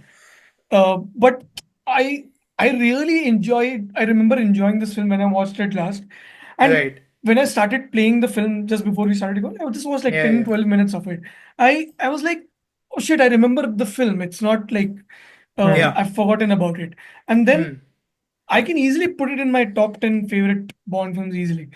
Because I remember liking lots more effort, and we'll speak much more later, but I genuinely enjoyed this film much more, and I like this film much more than a lot of other Bond films. Interestingly, this is another Bond film which was a writer's strike Bond film. Yes. Because Richard Maybaum couldn't finish it. Michael G. Wilson had to finish it. Yeah. So I was like, of course you put ninjas. Of course you're going to put Yojimbo in it because आपको तो story खत्म करना है कहीं पे तो. Yes. Somehow you have to. somehow Yeah. you have to, इसलिए Yeah. ये सब हो रहा है नहीं तो Yeah, अचानक yeah, yeah. ninjas कहाँ से आ जाता है but and that's also why the movie is so plotty towards the second half, like it's Yes. extremely plotty. But Yes. also the fact is, because this movie is also very weird in that this movie doesn't have a lot of the studio regulars of James Bond. Like I think Broccoli's last movie, or Broccoli passes away. Broccoli's last movie. Last This film. is Yes. Broccoli's last movie. Yes. Barry's last movie. No, Barry's he's not dead. in this. John He's Barry is not in not this. in this. Not This is dead, Michael. sorry, he's dying. Michael Michael Kamen. came Michael in. Kamen comes in from Germany. Michael Kamen comes The in, who has pronunciation, scored yeah. for Die Hard, who has scored for Die Yes. Hard and a lot of Who other has scored action more movies. importantly for Band of Brothers. That For- soundtrack Ooh, is I didn't know that. insane. Yeah. So Okay. he has scored for Die He's Hard. also and a done lot one of- more Bond film, I think, after this. One or after two. maybe I'm not maybe sure. Okay. maybe. So Hmm. Michael Kamen does the score, but more importantly, this movie is also wasn't shot in UK At all. Yes. at all. Yeah. It wasn't Yes. shot in UK. US. It was And- shot entirely in US. I think it was shot in Pinewood. A lot of Pinewood, sequences yes. are shot in No, Pinewood. not shot in Pinewood. Shot in a studio lot in Mexico. Mixed and post-produced in Pinewood. Yes. But Mixed that and is the post-produced. only Studios part. Churubusco. Yeah, That's the Studios name of the Studio. studio. Yeah. Yeah. Even the And- one shot of London from outside, I think, is somewhere in Canada. Probably. Yeah. Is it? Yeah. But it's not London for certain. There were In some a way- tax reasons. in a way it's also like there is a criticism that this movie, and I think even Varun has that criticism, it looks kind of like a TV movie because it It kind looks of cheap. TV movie looks is just a way of putting It's true. It's true. Yes. it looks cheap because it looks cheap, and I felt that it was like a Miami Vice ka ripoff in a way. It's kind of like a 80s ka Miami Vice to it's Like essentially- literally Miami Vice mein the whole Yeah, like, yeah. friend gets like the person dies in the beginning and the whole thing is just like how to get Yeah, infiltrate essentially. and then take revenge essentially. Miami Vice ka TV show ka essentially ripoff hai in a way. It feels like it's like a response to Miami Vice. It's also a response to all the action movies coming out because it is 89. Fucking Batman came out a couple of months ago. Batman, Indiana Jones, Batman, Indiana Jones and the Last Ghostbusters Crusade. 2. Yeah, Ghostbusters. Some 2. other big film also came out around this time. Yeah. I might be forgetting. I was But about anyway, to say continue. Miller's Crossing, then I said मैं ही हूँ जिसको पसंद है. Yeah, Coens. I think That wasn't was 88, Empire- no? 90, Yeah. sorry, not 90, not 90. 89. Wasn't no Empire Strikes Back was in 84. Sorry. Anyway, it doesn't matter. No Star Wars movie in that year. Oh, thank God. So anyhow, in that The DOP, Lethal by the Weapon. way, did some work on Lethal Star Weapon. Wars also. I think Lethal Weapon also came out. One of Let the me Lethal just check Weapons it. came Lethal out. Weapon Kya 2. kya hai? Yeah, 89 is Lethal Weapon 2. Yeah, Lethal Weapons came. I'm So 100% certain about it. So you can understand that this is like a massive like influx of action movies during this Yes, time. So yes. like Bond has to play catch up. The franchise itself has to play catch up in a way. So and also the fact that that's why I think in 87, 88, I think even Broccoli and Maybomb were like, we want to make it more darker edged. Yes. Right. Yes. Very edgy. Very edgy. So in that case, I think the violence, because this movie is quite violent, like compared to usual Bond fare, it is quite violent. Yeah. What some character is not gassed, but like some air pressure happens inside that. Yeah, his it blast. his Milton head Crest. explodes. Milton Crest. Yeah, I forgot. Deservedly, he was a creep to that girl. Like his head blasts, right? His head blasts. blows Yes, up. yes. Yeah, His yeah, head grows a Shark couple of kills. Shark kills, head blasts. A lot of things happen. Burning. Yeah, Yes. the villain essentially, like spoiler alert, Which gets was burned. too short, I felt. I felt like I wanted that sequence to go on for a bit. Like he just sets him on fire and It's like that's very it. much like it's very much like a, how do I put this? I can't believe I'm saying this. Is very much like an American action movie in a way, which I also think was Yes. one of the criticisms afforded to License to Kill, that it is becoming very much American. But I think in retrospective, if you look at it, Retrospectively, I think the American aspect of it actually gives it more of a cosmopolitan perspective, cosmopolitan view. correct. It's like, it's expanding. Yeah, Like, it's he's not expanding. just wearing tuxedos, he's wearing like those beige suits Yeah. and just going off on like, things. Also, just you very- He's also need- fighting you need- ninjas. Cultural context. You'll I bring don't it know up if- 4 more times, I know. I don't know if Sanjeet will agree because he's lived in Europe as well. Over here, drug use is seen very differently from how it is seen in America. Oh, yeah. Oh yeah. European drug use is very recreational. Like there are, of Yes. course, cartels and everything. 100%. Yeah. But I mean, it Italy. isn't seen the way it is seen in America, which was a consequence of the war on drugs and everything. Yeah, and Which also gives it a communism at that in some and there's way. a seriousness in society about it, which makes drug abuse there much Yes. worse. Yes. Over here, because it is treated like okay, something people do occasionally, it's easier to keep a check on it. So then the story then has to take place in America or in the Americas. Correct. Suddenly, correct. you are not going to find a cocaine operation in Switzerland, Mm. right? It has to be found in Colombia or somewhere like Yeah. that. So, But it's a Varun, what did you think about the movie? Specify that also, no? yeah, I Or what do think you I quite like, enjoy the dislike? brutal aspect of it. Like, I do really enjoy Dalton, of course, but I think aside from the fact that the two women appear to be fighting over him, like briefly, and those are like Which is Desmond very weird. Llewellyn's. Yeah, that's the part of that sticks out to me. But like Desmond Llewellyn is Okay. like, good God, I'm stuck with these people, and Also, he's funny you as know hell. what I really liked? I really liked that Q is a part of the mission. Oh yeah. Oh yeah. And he wears the ombre type mustache as well at the end. Q is a part of the Davi- mission, which Davi is is a very unique. fantastic villain. He's just Yeah. Oh, yeah. and apparently he's like a method actor, which is like again. He must have researched on these Colombian cartels for and sure. he stayed in character apparently as Yeah. Sanchez throughout. I'm like, तो मतलब I mean, कितना पीटा Benicio is लोगों को? amazing as well in this Benicio movie. is Like, great. What He's a like great sensei. henchman in this. Yeah. Also, Sensei. I was also Memorable I saw that henchman. the Sanchez's country, quote unquote, it's like a banana republic. It's called Isthmus, Republic of Isthmus or some shit. It's like based on, I think, it's based on a real banana Panama. republic and Panama, and it's essentially like Manuel Noriega is like Sanchez's outline is Manuel Noriega essentially because There's also a bit of Escobar thrown into bit of the Escobar Oh, yeah. Medellin cartel It's thrown pretty in for obvious good now measure. that way. Yeah, for good measure, and I'm like, So- yeah. So of course and he's done his especially research. the whole flippancy about money and that you will always be able to get money back. Escobar used to be that kind of person. Money will always come back to you in some way. There's that sequence in this about the 2 million bribe, which he just like, Yeah, just kills Yeah, off yeah. one of the characters. I don't remember. He's one of Old the buddy, agents. yeah, old buddy. yeah, the- old the- He's buddy. a D- he's a Felix's DEA friend. agent as well. Kilifer, he's a Kilifer, DEA Felix's friend, yeah, Felix's friend. Yeah, I've So forgotten but, a lot of these details. But the yeah. film is like nicely brutal. I felt it's too long,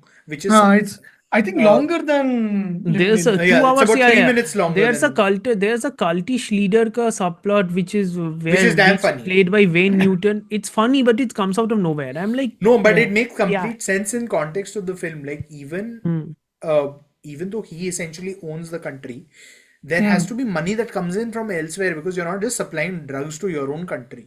Yeah. Also, if you manage to turn an entire population into sort of useless drug addicts who are not going to work, then how are they going to have money to pay you for the drugs? Correct.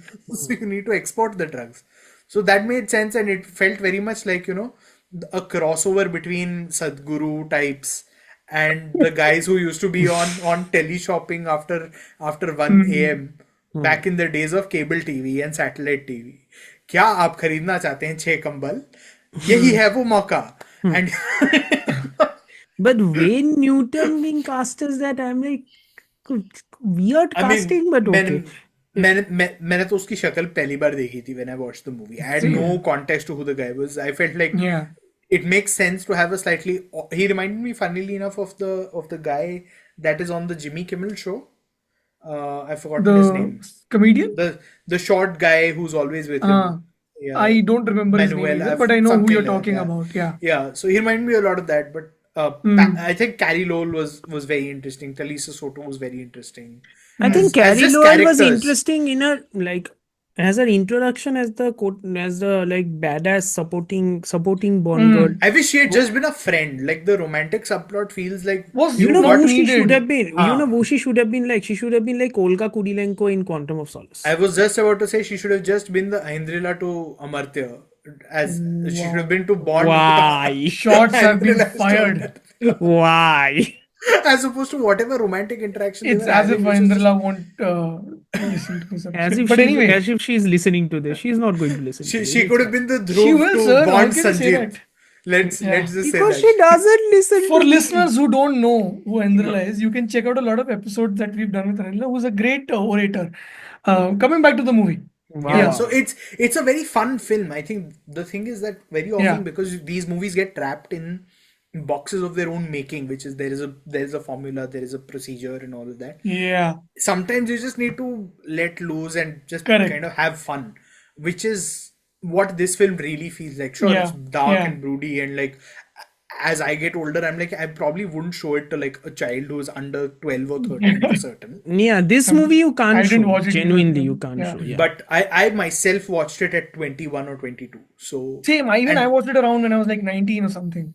So it's not like crazy brutal. It's fine. Like today, the children are Something that I exposed to much also worse stuff. appreciated in this film was his relationship with M. I Yeah, realized, yeah. again, correct me if I'm wrong because I could be forgetting. There were moments in the film where he's actually ranging from like an obedient spy to someone who's like completely reckless because he's just like in an emotional turmoil. Yeah. So there is that sequence where M just threatens him saying, okay, you know what, stop something. Yeah. I don't know, please expand on this, whatever I want to say. I think Something he just like- tells him that he's got to go get on a plane to Istanbul. And that some- he'd better go get on on a that different plane that mission. afternoon. Yeah. Yeah. Go on Yeah, a mission. This is not a mission, this is a vendetta. Yeah. Vendetta. Exactly. Correct. Also, M's introduction in this film, if you think about it, the Yeah. music is very mysterious and he's stroking a cat, so it's almost like It's Blofeld almost as well. like they are Yeah. essentially like Yeah. Playing- telegraphing Blofeld in a Yeah. way. Yeah. Yeah. that No, even M is if- the villainous head of an organization almost. But I like the fact that it wasn't a great relationship. It's almost little No, sour, yeah. like because until Judi Dench came in essentially. Yeah. I never felt there was like a relationship happening with M. I thought there was a Yeah. relationship with Q, which was like a banter thing. There was a Yeah. relationship The with Moneypenny. relationship with M, like especially the M played by Robert Brown, was very like cordial, cordial and very much like superior and Yeah, subordinate. with Bernard Yeah. Lee, it was Yeah. more the father figure. Yeah. Father Yeah. figure, yes. But here I realized it was a little strained, like Yeah. just get. I mean, There was like something- people have even- with their bosses all the time. Even in Living Essentially, Daylights, yes. he essentially says that, I'll just send 008 because he's much more, efficient and all that. And obeys orders. Obeys orders, yeah. That Even whole in thing. even in Living Daylights also, right? Because he's like, I'm going to send 008. He follows orders, not instincts. Correct, that's what, yeah. But I like that all these little touches in general, and especially I want to speak about the ending of the film. Because What a sequence that is. The oil I tanker. love this action sequence. Basically, I you think need to watch Benicio movies set in the desert with a chase sequence at the end, and you are set to have a good time. Yes. That I is a loved one it. battle after I another loved it. reference. No, but Another- even Sicario for Even Sicario. Yeah, for Sicario as that well. matter. Yeah, Sicario for that matter. But that oil tanker sequence is exceptional. Like how Excellent. excellent how he does And it. also, he doesn't get away, like Bond doesn't get away. He gets hurt himself. Like he's Oh, like at the end, he's properly. like crawling, right? Chitade ho jate hain types. Left Then foot I down. realize Davi sort of. it's like not one of those things where he's like getting away and there's like an explosion at the back. No, Yeah, no. he's hurt. Like he's like, Yeah. he's bruised and like he's More like, than just his ego is battered. bruised. Yeah, Exactly. yeah. Mm. But And that Davi is ending also was just something exceptional for me because up until then, I've never felt like the stakes were this real. high. Yeah. Yeah, like so it was just very interesting. Again, to like you said, Sanjit, experience. it's very tactile. This movie is Hmm. very tactile. Yeah. This movie feels very tactile. It's No, also and when he. Sorry. it's also the Amar. closest the movie feels almost like an American exploitation movie. In a You've way. mentioned this multiple times, like because Yeah, of it's- also ninjas. So, yeah, that ninjas. But it's also like exploitation movies are like they strip away all quote unquote nuance and just focus on a singular emotion. It's either Yeah. style or it's either like swag or it's either like Correct. simply intensity or Style. action sequence. Like Essentially. right off the bat in the beginning, only the kind of shot taking that is there. It's very specific. It's like, going to give you an expansive idea of things. But also, when there is a shot of these DEA agents running, it's in slow motion. Yeah. Yeah. I was like, I don't think so. I've seen a shot in a Slow Bond motion. film that would represent an emotion like that. Hmm. Like a shot that is trying to convey information somewhat. It's also other people who are part of this, this mission. you Yeah. know. somewhat like that. I was like, this is something very interesting with the idea of, changing the aesthetic sense in a way. I like I what you get it said when you about. say it's a TV movie, but I get it, No, the whole I like idea. what you said about Bond getting battered, because the other time I felt like this was when I felt supremely empathetic towards the state Bond was when Le Chiffre has him in that chair. Oh yeah. Oh, yeah. At the end of the balls. second act of Casino Royale, and he's Sir, just you are fucking empathetic. Sir, you are killing him. empathetic because all of us would be empathetic. जिस जगह पे उसको I thought you लग were रहा about है. to say. I thought you were about to say, sir, you were empathetic. हमने experience किया. It's like Amartya has met some really strange people in life. But that was like he had completely in that scene. Le Chiffre takes away Bond's dignity by taking away his clothes. Yeah. Which is Bond is so up, and he starts liking. He's now liking that suit because Vesper got it for him. So there's like all sorts of, and in this, his friend has been killed. He has been battered, and Bond is so frustrated at the end, right? When Sanchez like has that katana kind of thing in his hand, and he lifts his head up. He must be so pissed. He's like, Pancho, you're still alive, and he sets him on fire. literally. Yeah. It's there. Must have been angry. In fact, the one thing that came to my mind was, funnily enough, a Rajnikant line from either Indiran or 2.0 when he goes, "I'll set your screens on fire." He sets Sanchez on fire. And again, I felt like over there, Glenn should have leaned into the shot. Again, if right? this Bond is the same timeline as the Moore Bond, like hypothetically, if this is the same timeline as the Moore Bond, can you imagine the amount of shit this Bond has seen? He has gone through Jaws. I can't imagine Moore's Bond suffering through all this. He would have given up but halfway and gone home. I have a theory more closer, like now that I'm thinking much more about it, I feel because he feels like someone who's coming from a war hero background. Yeah. Like in this movie, he particularly feels tired. Like if I'm not wrong, like he feels like, like his face is like melting. Like, I'm tired, man. Like, what is this shit? He doesn't play Bond as a character who enjoys his job. He does. Yeah, he's very uncomfortable types. He's essentially very much like a vendetta. It's a vendetta thingy anyway. It's very personal to him. Like, no, but even his actual marriage job sequence, even in the marriage sequence, when the marriage sequence finally ends, like Della, that sequence with Della where he essentially says, "Not tonight. I will just go home," and then Felix tells him he was married once a long time ago, and it's very personal to him, like callbacks to his personal life, a past that he doesn't want to like go back to again, or even talk about, essentially. So again, but can you imagine bad HR at MI6? But irrespective of all the amazing things I've spoken about this movie, the ending just undoes the whole thing, which I was like, why back to Roger Moore again, right? Like that, was such a bad thing. Why to do. would you throw yourself in the swimming pool Felix again? alive? Like, he calls him, and on call he's like, "Hey, I'm alive." It was just, and he's so happy. I'm like, dude, you're not mourning for that wife. Why? Dude, your wife is dead. What are you doing? I was just annoyed. I was angry. Wife is dead. एक second. Wife is dead. पैर और हाथ नहीं रहे. आदमी खुश है. I'm like, ये क्या है? Yeah, that just undoes everything amazing. Film should have just ended after the truck blast and all that. I was like, that's it should have ended with like Bond crawling away, or like Bouvier bringing a helicopter over his head and lowering a rope or whatever. It should have ended like that. Not again, you know what this should have ended like? This should have ended like Quantum of Solace. I'm telling you, this should have ended like how Quantum of Solace ended. Bold of you to assume I remember how Quantum No, it's the blast essentially that happened. It's a blast essentially, and even the ending of Quantum Solace is essentially him finding Vesper's like ex-boyfriend and that's the shooting him and essentially shooting him and walking away. And so kind of like do that dark ending, do a version of the dark. But that's the thing, right? The film didn't test well with the test audiences. Okay, I am not aware of that part. There's all that, right? That comes in. No, Sholay ke tarah ek director's cut release kar do na. Sir, Sholay ka director's cut is 50 years in the making, which Ramesh Sippy did not have access to. So it's a completely different. The print was gone. The Sippys did not have a print. कहाँ से आया वो print? Dungarpuri जाने. I think did he just do that DVD release of the director's cut with the alternate ending thingy? He must have done that. No, he didn't. Nobody has seen the actual cut. No, Because there have been cuts there that have have- fleeted around actually. Back then, when I mean, DVDs the were film popular, would have shipped abroad with the original cut, which is where they've made the new I negative. can tell you why, because I've seen the original cut. How, you know how? Because my uncle he owned a video The library shop, essentially, yeah. and Yeah. so he had a CD that was burnt with the Okay. original cut. So I No, had because seen the I know ending that there is a with my dad DVD on version a of that random original Sunday, cut. like early 2000s or something.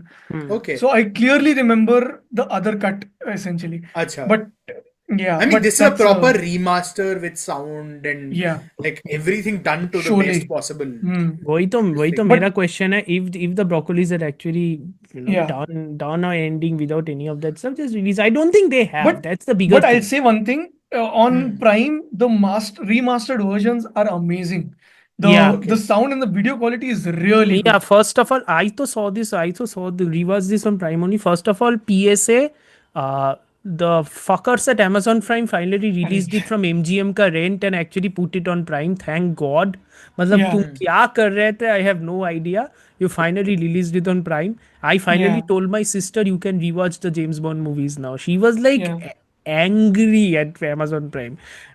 Like, sir ये यही तो क्या है? Birthday gift देना था आपने हर birthday के लिए ऐसे मतलब हाँ वही रेंट ना करो वही ना मिल्क movie. करो इसके लिए हाँ वही But I think we've spoken more or less about both these films and how they sort of stand out as like what people in pop culture quote as like the darker Bond movies, The darker Bond, completely new territory. Like Yes. once I think Craig had it much easier settling into that Oh, yeah, darker persona definitely. because Dalton had Yeah. done it.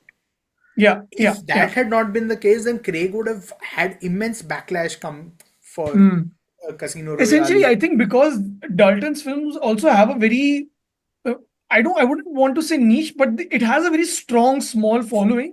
They do. Small is also a disservice to it, but it does have a very strong following with whatever people who appreciate this, these movies. I think Dalton's one is the classic case of fantastic character work in mediocre stuff. That is It's not a essentially mediocre film. Like License is not a Kill is mediocre really film. good. I would say. License is still fun. Living Daylights is very mediocre. Like Oh, yeah, Living yeah. Daylights. That I don't. But as a whole, I feel like his characterization, because the characterization matters. The film you don't remember so much. Yeah. You know, except for On Her Majesty's Secret Service, where Lazenby's Where performance is overshadowed by the complete film. opposite. Overshadowed The by feeling everything of the else. film basically He's is much much greater. triumphs It's overshadowed by over everything else. Like Lazenby is just a conduit. He in and On no, Her and he Majesty's was Secret. just a model. He hadn't done too much professional acting. Fair enough. It didn't. They just needed him to be able to ski and hold a But rifle. on to different Bonds, I wanted to speak about the thing that we've been wanting to talk about for a while now, and for an episode is the new Bond film that has been commissioned by MGM, which is now owned by Amazon essentially. Amazon, The it's broccolis called are Amazon out. MGM. The broccolis are out. Which when Yeah. I heard that news, I'm like, oh boy, we are fucked. No, Michael Wilson's what 90 years old, I think, something like that. He's 85, some- yeah, 85. Yeah. You can't. I mean, John Glenn is still alive, so in case Denis Villeneuve wants He's another alive? director, yeah, Seriously? yeah, Yeah. John Okay. Glenn is around. He's And not also for directed context, about 30 Bond years. 26 will be directed by Denis Villeneuve, Denis Villeneuve, who's yeah. made the popular Sicario. Is Blade he the Runner, most? Is he the Arrival. most like well-known and well critically acclaimed director of this entire Sam Mendes was an franchise? Oscar winner. Sam Mendes, yeah, Sam Mendes was an Oscar winner, but I think Villeneuve at this point, yeah. I would always Cary put Joji Nolan Fukunaga over was a very high profile director. until like allegations came again. Allegations from so many quarters that they were almost too many to Overwhelming, deny. yeah. But he had done Beasts of No I Nation and all. think is a very interesting choice considering I don't know how much the push and pull will be of the creative aspect of these movies. That is point one that I thought. And point two I thought is I genuinely think there won't be that much. He's got good producers. He's got David Heyman and Amy Pascal who've backed as producers who've backed directors that want to do their own thing. Yeah. People have different more opinions so because he literally produced Tarantino's Once Upon a Time as well. That recently. he has backed Paul King's vision for Paddington. He has done Paddington, yes. vision for Wonka. And it's He's back also to the Harry fact, Potter's. that Yes. like, see, when I heard the Amazon news, I was like despondent, but I also realized that the broccolis had a stranglehold, right? Because they had a house style. Yes. Removal of the broccolis kind of frees Amazon from tethering to a single house style. Hiring of Villeneuve also shows that Amazon is very serious about their investment. I mean, Amazon as a company is also in a very weird place right now. ठीक है, क्योंकि Hmm. उसका Prime Video में all their shows are mostly quote unquote dad shows in a way. And by the way, dad shows matlab, I mean, how do I put this? Dad you mean shows like the matlab? Bosch kind of shows? Bosch shows, Bosch, Terminal Hmm. List, all that stuff, which are good stuff. I really enjoy those stuff. I don't know Hmm. what that says about me. You're older अभी तो हो also. 40 साल के. Yeah, basically. Yeah, so the Amazon shit. So Amazon is in a weird place because then you have the Lord of the Rings ka TV show, which is like a money loss to the extent that Amazon can get Oh, yeah. bankrupt. Yeah, Amazon can Insane get amount. bankrupt if they don't finish the contractual 5 seasons. If they don't, Oh, they yeah. will get bankrupt. It's that Yeah. bad of a deal. How expensive was Yeah. it to make? Sir, I- they This is had Rings of to, Power, they right? had to use, they Yes. had to use, they had to spend millions just to buy the license. Oh, Right. yeah. No, not just millions, a lot of millions, A essentially. lot of Hundreds millions of just to millions. buy the license. And the deal is that they have to make 5 seasons. If they don't make 5 seasons, they have to pay a penalty to the Tolkien estate, Amazon. Hmm. Oh, That's yeah. right, Ulk. I Yeah, think it's $1 billion, right? The it's $1 penalty. billion, yeah. Yeah. The show is dog shit, by the way. Just putting it I out there. The haven't show is seen it. absolute dog So shit, the by thing way. is, So Amazon is in a very clearly dire place, which is why when they acquired the Bond films, I don't blame them for literally launching. But then they also had literally to going pay after. another billion to get rid of the broccolis. Yeah, they had to. Yeah. So That's a lot. so of they money. really want. So they really want this They want a franchise great to hit IP the for ground themselves. running. Yeah, Yeah, they want to themselves, hit yeah. the ground running. Yeah. Yeah. So them hiring Villeneuve and Steven Knight, who on paper are pretty big gets. On paper. Are Oh, pretty yeah. Oh, yeah. Yeah. I don't know whether to credit Amazon with hiring Villeneuve and Knight because they clearly announced the producers first. So I have a feeling So producers would have- Heyman and No, Pascal have Heyman. hired Villeneuve and Knight. My concern really is that Villeneuve will be coming off of Dune 3. Hmm. Villeneuve will be coming off of Dune 3. He'll have spent at least a decade of his life by then in just the Dune universe. Hmm. If not longer, maybe slightly less even for that matter. Hmm, But hmm, hmm. how much will he be able to sort of add to the Bond canon, as it were? If Stephen I'm not Knight's writing is mistaken, very wasn't the iffy. if I'm not mistaken, wasn't the rumor that they are going to start with a quote unquote like the quote unquote origin of James Bond in a Which way? is when so he's- dull because they It's want to very do a dull if you Navy put it- officer Yeah. movie. We which don't is need boring. that. We need Bond as Unless that is your prologue, like that's your first half hour of the movie, and the next 1.5 hour is just Bond on a mission. Yeah. Or whatever. Make a 3-hour Bond movie. I don't care. I'll sit and watch it. Yeah. I will also sit and watch a 3-hour Bond movie. I'm completely seated. But yeah, if you're doing that, that is like a dumb thing to do, honestly, because we don't need that origin story, honestly. We Enough don't. people have done it. I feel like, I mean, okay, only Casino Royale has really done it. But Yeah. even so, I feel like if you go back to the origin story, you're tying yourself to Casino Royale almost. You're daring to be compared to Casino Royale. And then that's a battle you should only fight if you're confident you'll win. If you're Now, extremely confident, yeah. on paper, Stephen Knight cannot be called a better writer than Wade and Purvis and Haggis because he hasn't done that kind of work. Villeneuve on paper beats Martin Campbell hands down as a director. Hands There's down no as doubt about it. direction. Yeah, But hands if, down. If he I like makes Campbell a lot. Actually, I like Campbell, but I as think a he's a very filmmaker- good, like He's the a action very stuff good. that he's I made. think the term. I Edge think of the term Darkness, now is. Payback. I think the term now is meat and potatoes. He's a very good meat and potatoes kind of director. To the extent that the meat and potatoes fair enough. taste better. So, But yeah. the contention is also that Villeneuve, by making an origin film, again, this is hypothetical. because This we is don't know. hypothetical, yeah. We'll only know when the film comes out either in 2027 or 2028. Or later, I guess. No, 28. I think because they're 28, starting. I think They're starting tentatively they are going casting to by. do anyway. Until 2026 ending, he's going to be busy with Dune Part 3. I mean, So the you- casting has started. Technically, casting is open now on Bond. Hmm. And Villeneuve has made it clear that it has to be an unknown actor. So Ooh. everybody who wants Which is again a Idris very good Elba- decision. So Again, a Jacob very good decision. Elordi and all those guys are out of the picture now. I think the guys who've got too much of a public profile will certainly not be considered. He might still end up with someone like Harris Dickinson, who doesn't have a major public profile. Like, Oh yeah, he's not as popular well-known. as like Elordi or But I mean, he's just Paul directed a Mescal. film that is playing Oh yeah. Yeah. Urchin. Yeah, but again, like mainstream popularity, Dickinson won't be Bond also because Dickinson will be busy in the Beatles movie. He won't be Oh Bond. yeah. He's not going to be Sam Bond. Probably Mendes not. movie. Yeah, Sam which Mendes has will- also added Saoirse Ronan, so now I'm going to watch the film. Saoirse so- Ronan, Anna Sawai as Yoko Ono. I'm like, that's interesting casting. I have Great to- casting is happening, huh? For that. Great casting is happening. I can't wait for Dhruv to moan about that movie. Anyway, Yeah. with the Customary random Dhruv shade has to be. Yeah, Bond 26, the challenge is really going to be either updating Bond now with Craig had by the time he left the role, he was the wizened old veteran. So it could still be back to brass tacks. So either they have to do like a proper upgrade on Bond himself and keep up with the tech, or then they make a Period movie, piece. which would be great. I would really enjoy the fuck Really out of a love it. period movie. But again, will period? But again, do period I think that would be pieces? the best choice. Yeah, but honestly. do period pieces actually meet Amazon's criteria of essentially trying to make quote unquote universes of this entire thing? Because Amazon is clearly going for the long haul here. Amazon is not going to be content with making just a movie.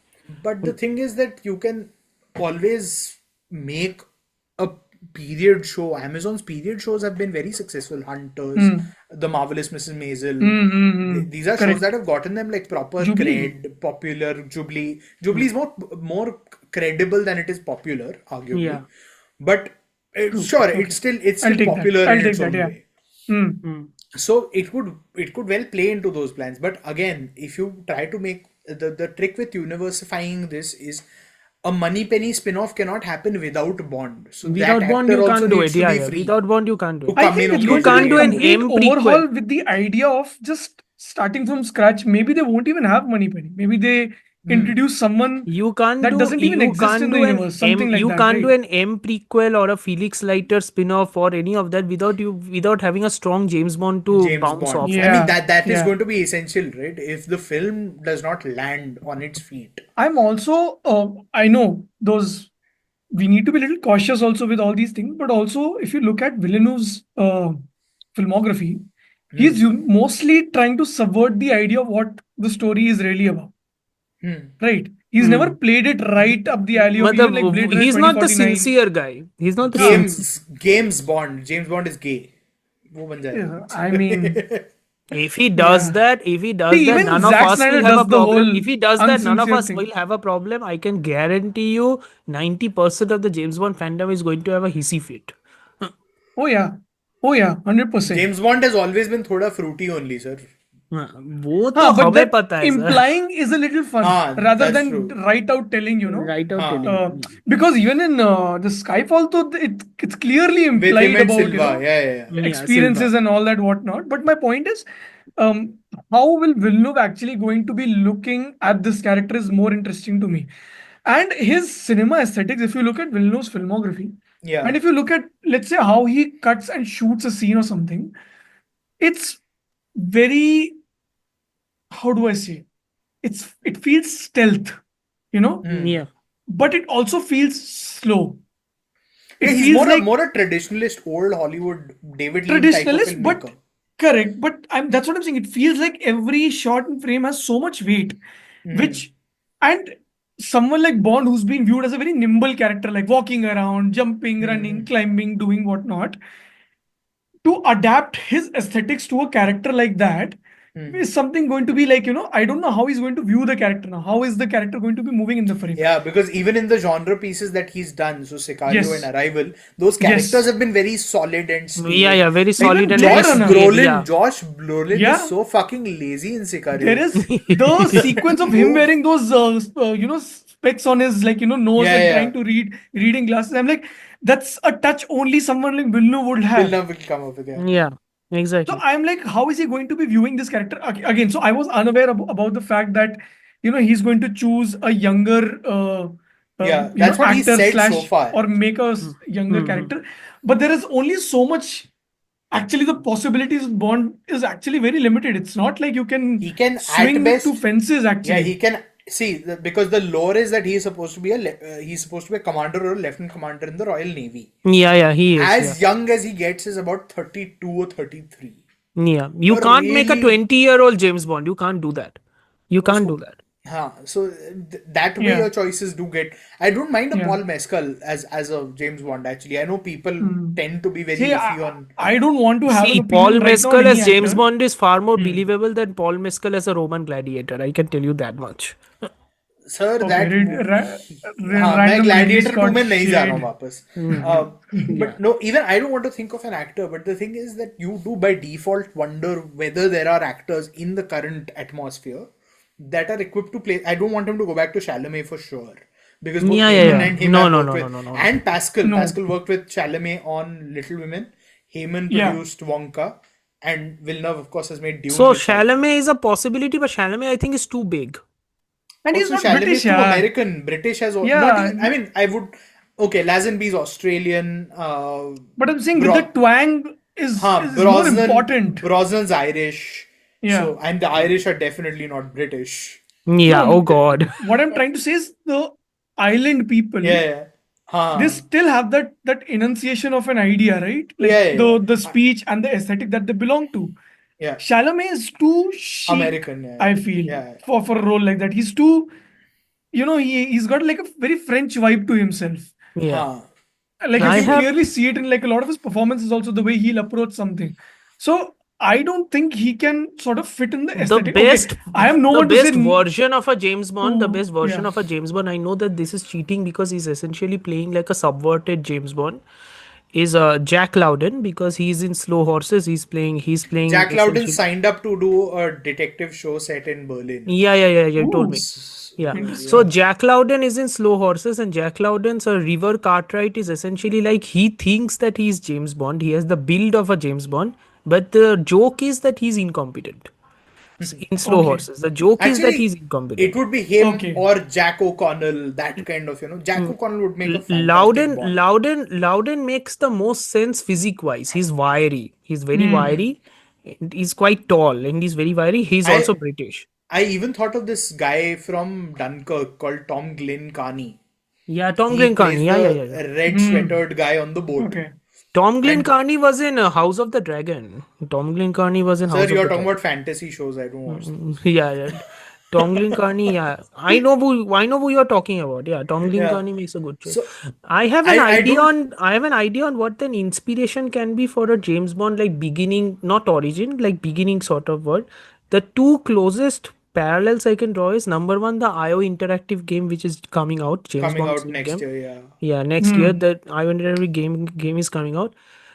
That game could be the first hint as to what Amazon is actually planning to do. No, sir, the game has been in development for long before the movie. But I am pretty sure Amazon is looking keenly at it. Like someone thoda to dekh raha hai. They'll look at reception for sure, no? Like They'll trying look to at understand reception. what is really Yeah. working, what isn't.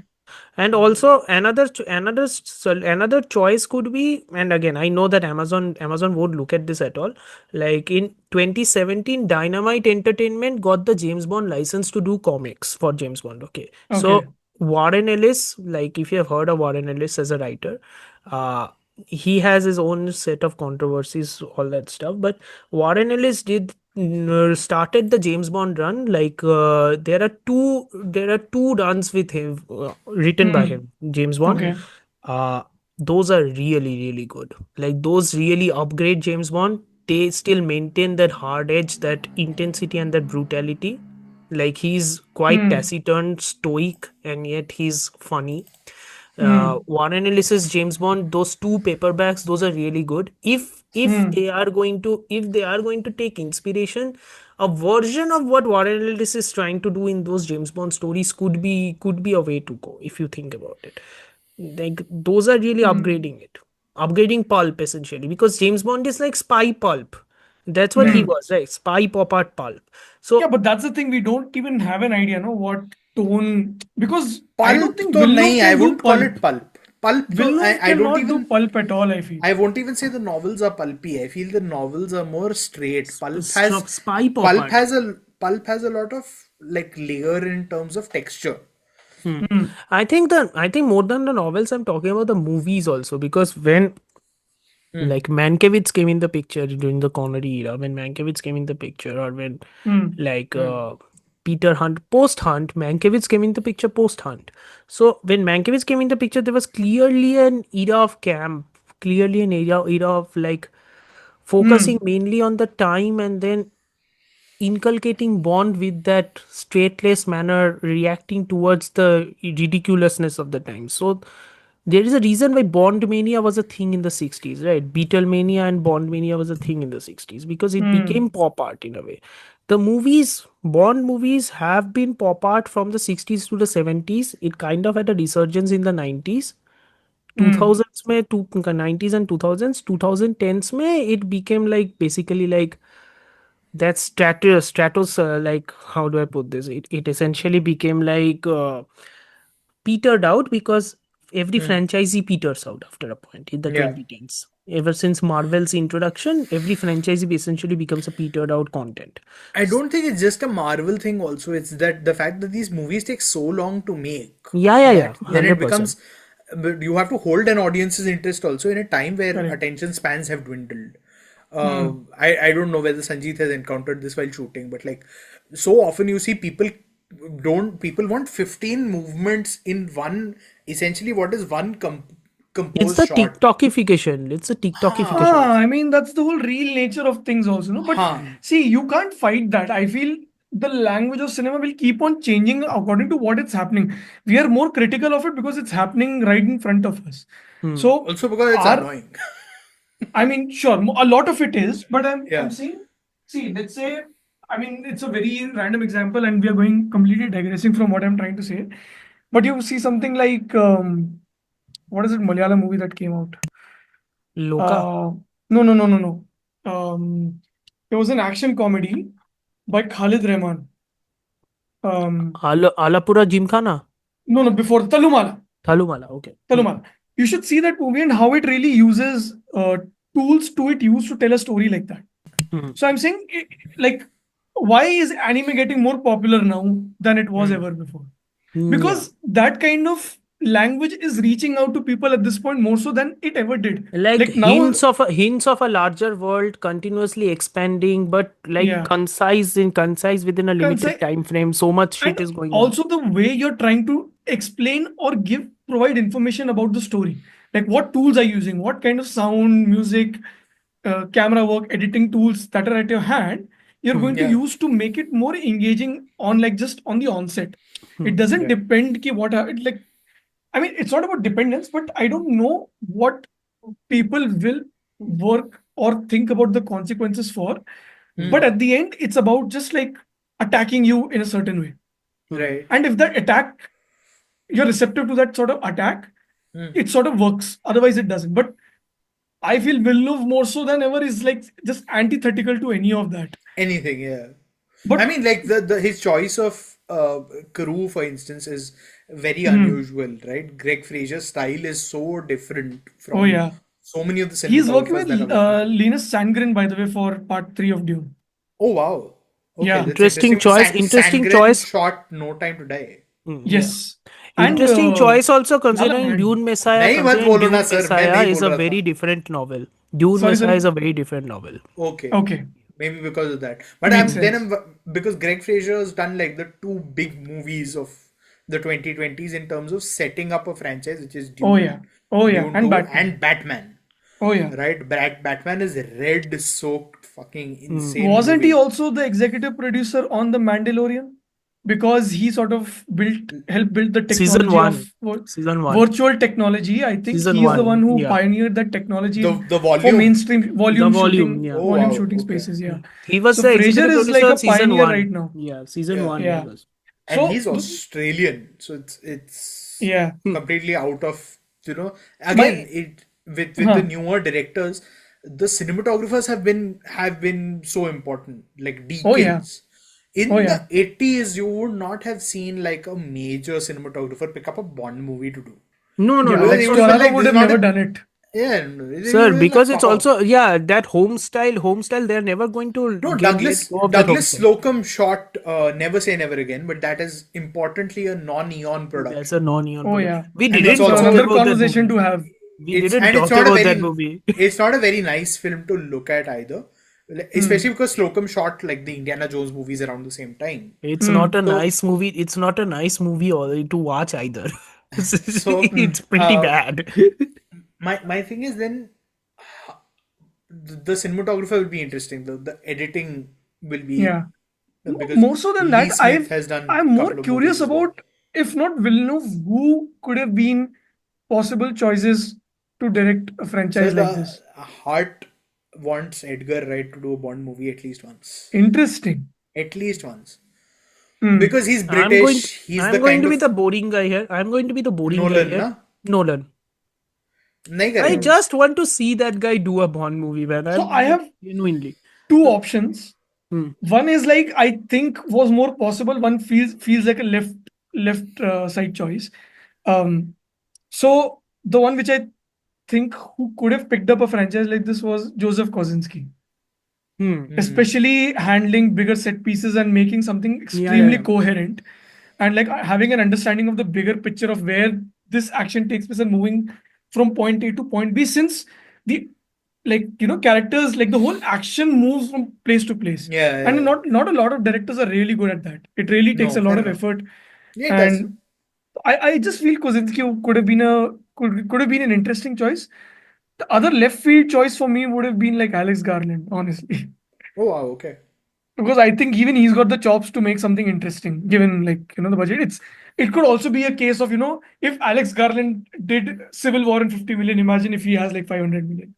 It's the same Kashyap conundrum. If he had like 10 crore to make Pasapuri, we saw what happened when Kashyap got 100 crores. With Bombay Velvet. I'm saying that could have also been the case. I think what you're saying is interesting, because when No Time to Die had not been made yet, I remember they were considering Danny a very Boyle. wide spectrum. I mean, Danny Boyle co-wrote with John Hodge essentially a film. Yeah. But that was a very romantic version, and Daniel Craig was very clear that his Bond must die at the end of the film, and that is the point over which they had to part. But they were considering Jan Demange, I think is his name, who did 71. Yeah, Jan Demange. Okay. The film with Jack O'Connell. Correct. He also did this White Boy Rick and like a couple of other things. So they were clearly, and Edgar Wright had been considered even then. Villeneuve's name had come up at some point. I would have, for some reason, I feel like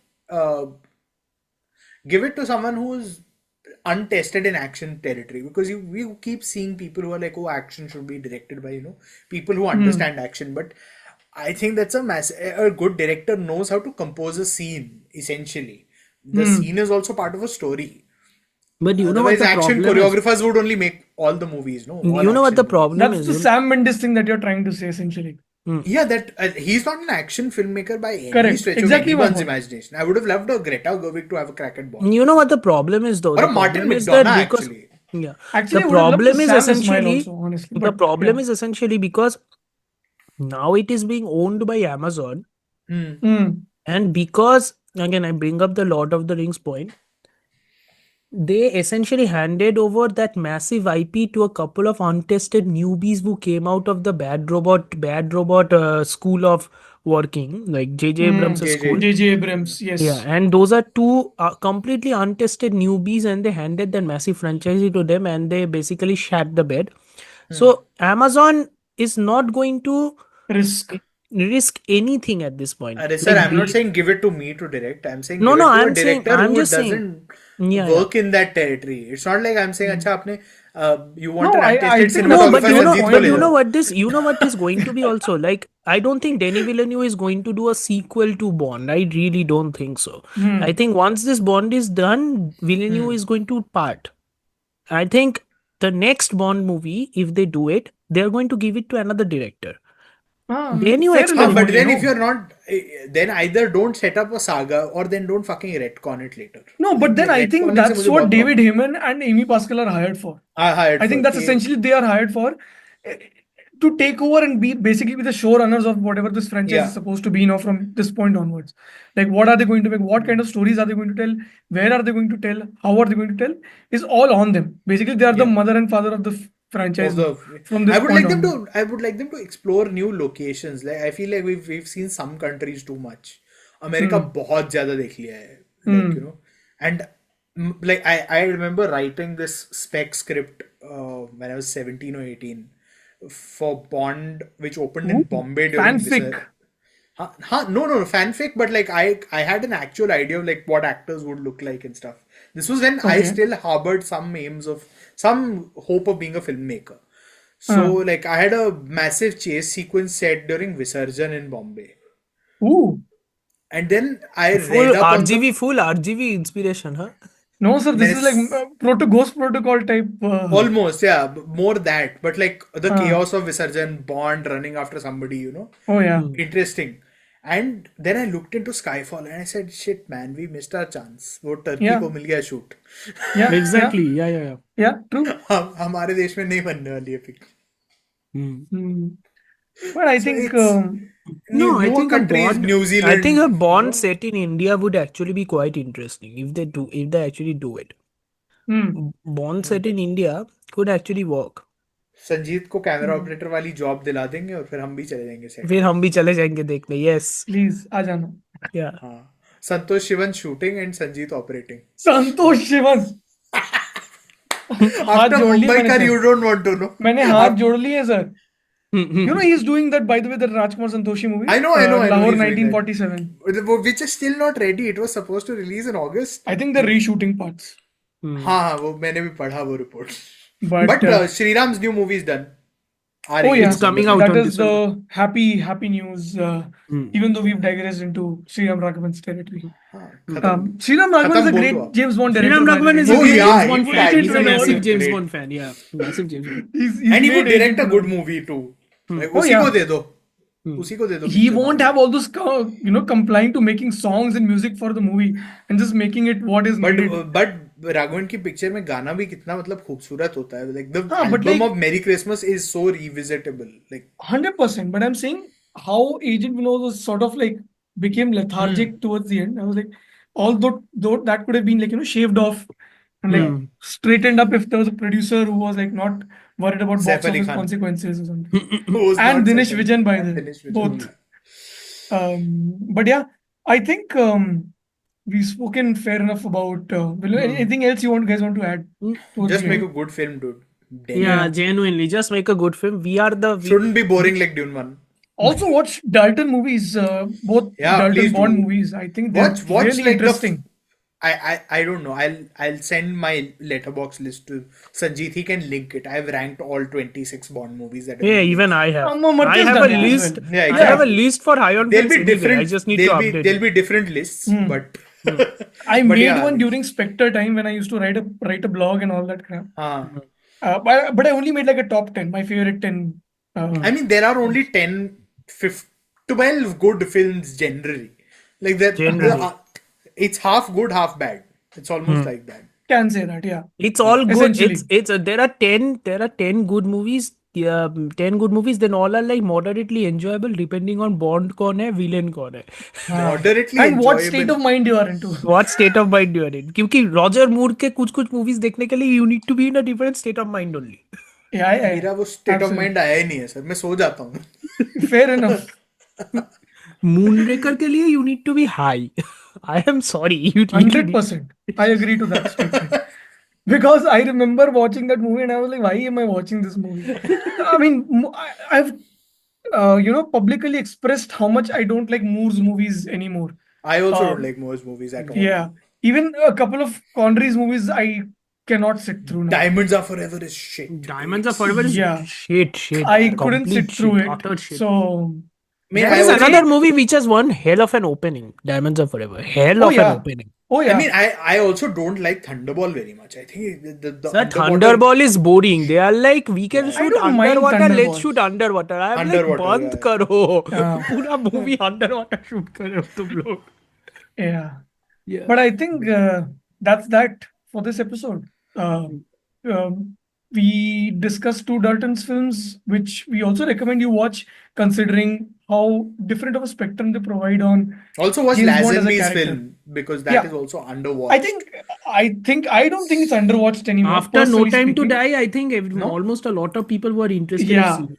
on Her Majesty's Secret Service, and I think it gets its due in a lot of lists. It's like, especially like top 5, top 10 easily. I mean, when Nolan named it as his favorite, a lot of people jumped on the bandwagon saying, no, it is amazing. It is amazing. I'm like, I know, but like, yeah. We know. We have been shouting from the rooftops about it from the beginning. But For years now. Like I said, uske chamche pahunch gaye. It's hard to identify who are the chamches because we hope for a great Villeneuve Bond film. I hope it happens as soon as possible, and something interesting to look for rather than something generic, because I think we've looked at so many iterations over more importantly, 63 years. More importantly, I sincerely hope. Don't be too serious. Yeah, hopefully. I guess. Don't be too serious. Or I don't know. Just be sincere, I guess. I don't know. Just be sincere, yeah. Don't Yeah, be be honest with whatever you want to make. We don't want another Spectre for certain. Oh yeah. I think even though I've protected or like defended that movie, but I like Spectre, but I understand what you mean. I'm fair on it. Yeah. But hoping for an interesting... I watched the Pelas Nilani cut, so I need to see the full movie. Lovely, sir. Lovely. Great. Sanjeet, insert Monica from Coolie here. Okay. Anyway. I think this is the end of the episode. Thank you so much for listening to this. Thank you so much for following us. Much more and many more episodes coming up. This episode is basically on the 63rd anniversary of James Bond's first release, which is Dr. No, which happened in 1962 in October. So this essentially is our way of, some people who love Bond, especially the three of us who've I've said especially too many times now. We have grown up with this especially franchise. tactile. Yeah, we have grown up with this franchise. Especially ninjas. Especially ninjas. We have grown up with this franchise. This is kind of like our Star Wars in a way. This is kind of Oh yeah. This is our Actually, Star our Star Wars should be Avengers, but we were stuck in smaller We were towns. old. We were old for Avengers. Our Star Wars is this. This was our Star Wars. Yeah. So you can follow us on our Instagram at queensdead.filmpodcast. You can follow us on Spotify. It helps us reach out to more people, and you'll get to know when we release our new episodes, which is at least 3 times a month. So you can please follow us. You can follow Varun on his Instagram page at Varun on Film, and his letterbox page as well, which will be linked. You can follow me at pixel_baba on Instagram, and also on Instagram letterbox. Amartya on his Instagram page at Amartya25 and letterbox as well. I do have a YouTube channel which I'm sporadically. Also his YouTube channel, yes. I forgot to plug that. Where he doesn't do the RGV. Yes. I don't do this anymore. I don't do He is doing a lot of reviews and a lot of Bengali content, which is very specific and fun, I guess. He guesses because he can't understand the language, but don't worry, it doesn't matter. It's not that difficult also. It's not Malayalam, honestly. Yeah, but this is the end of the episode. Wow. Thank you so much for Malayalam listening. shade at the end. Khatam. The first question you ask a producer is, what do you want of me? Do you want me to carry on in the vein that's been set? Or do you want to set off on a new course?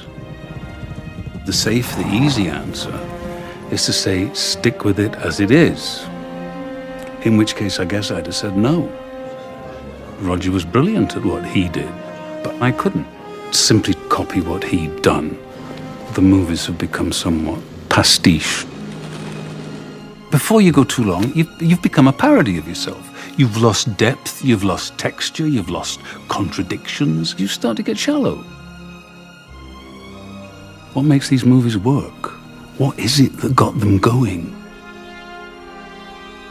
You've got to go back to the beginning. Here was a hero who murdered in cold blood. Bam, bam, bam, bam, bam. The dirtiest, toughest, meanest, nastiest, brutalist hero we'd ever seen. This is what started those movies. Shocking. I wanted to bring people back to believing in this character, to bring my reality to it. I guess I've always liked a challenge. I'm enthusiastic about it. I'm 80 years old, and I'm still enthusiastic about making Bond. He was very excited about starting up again. A real sense of nostalgia, going back to the beginning when it was all fun and full of promise. Slate one, take one.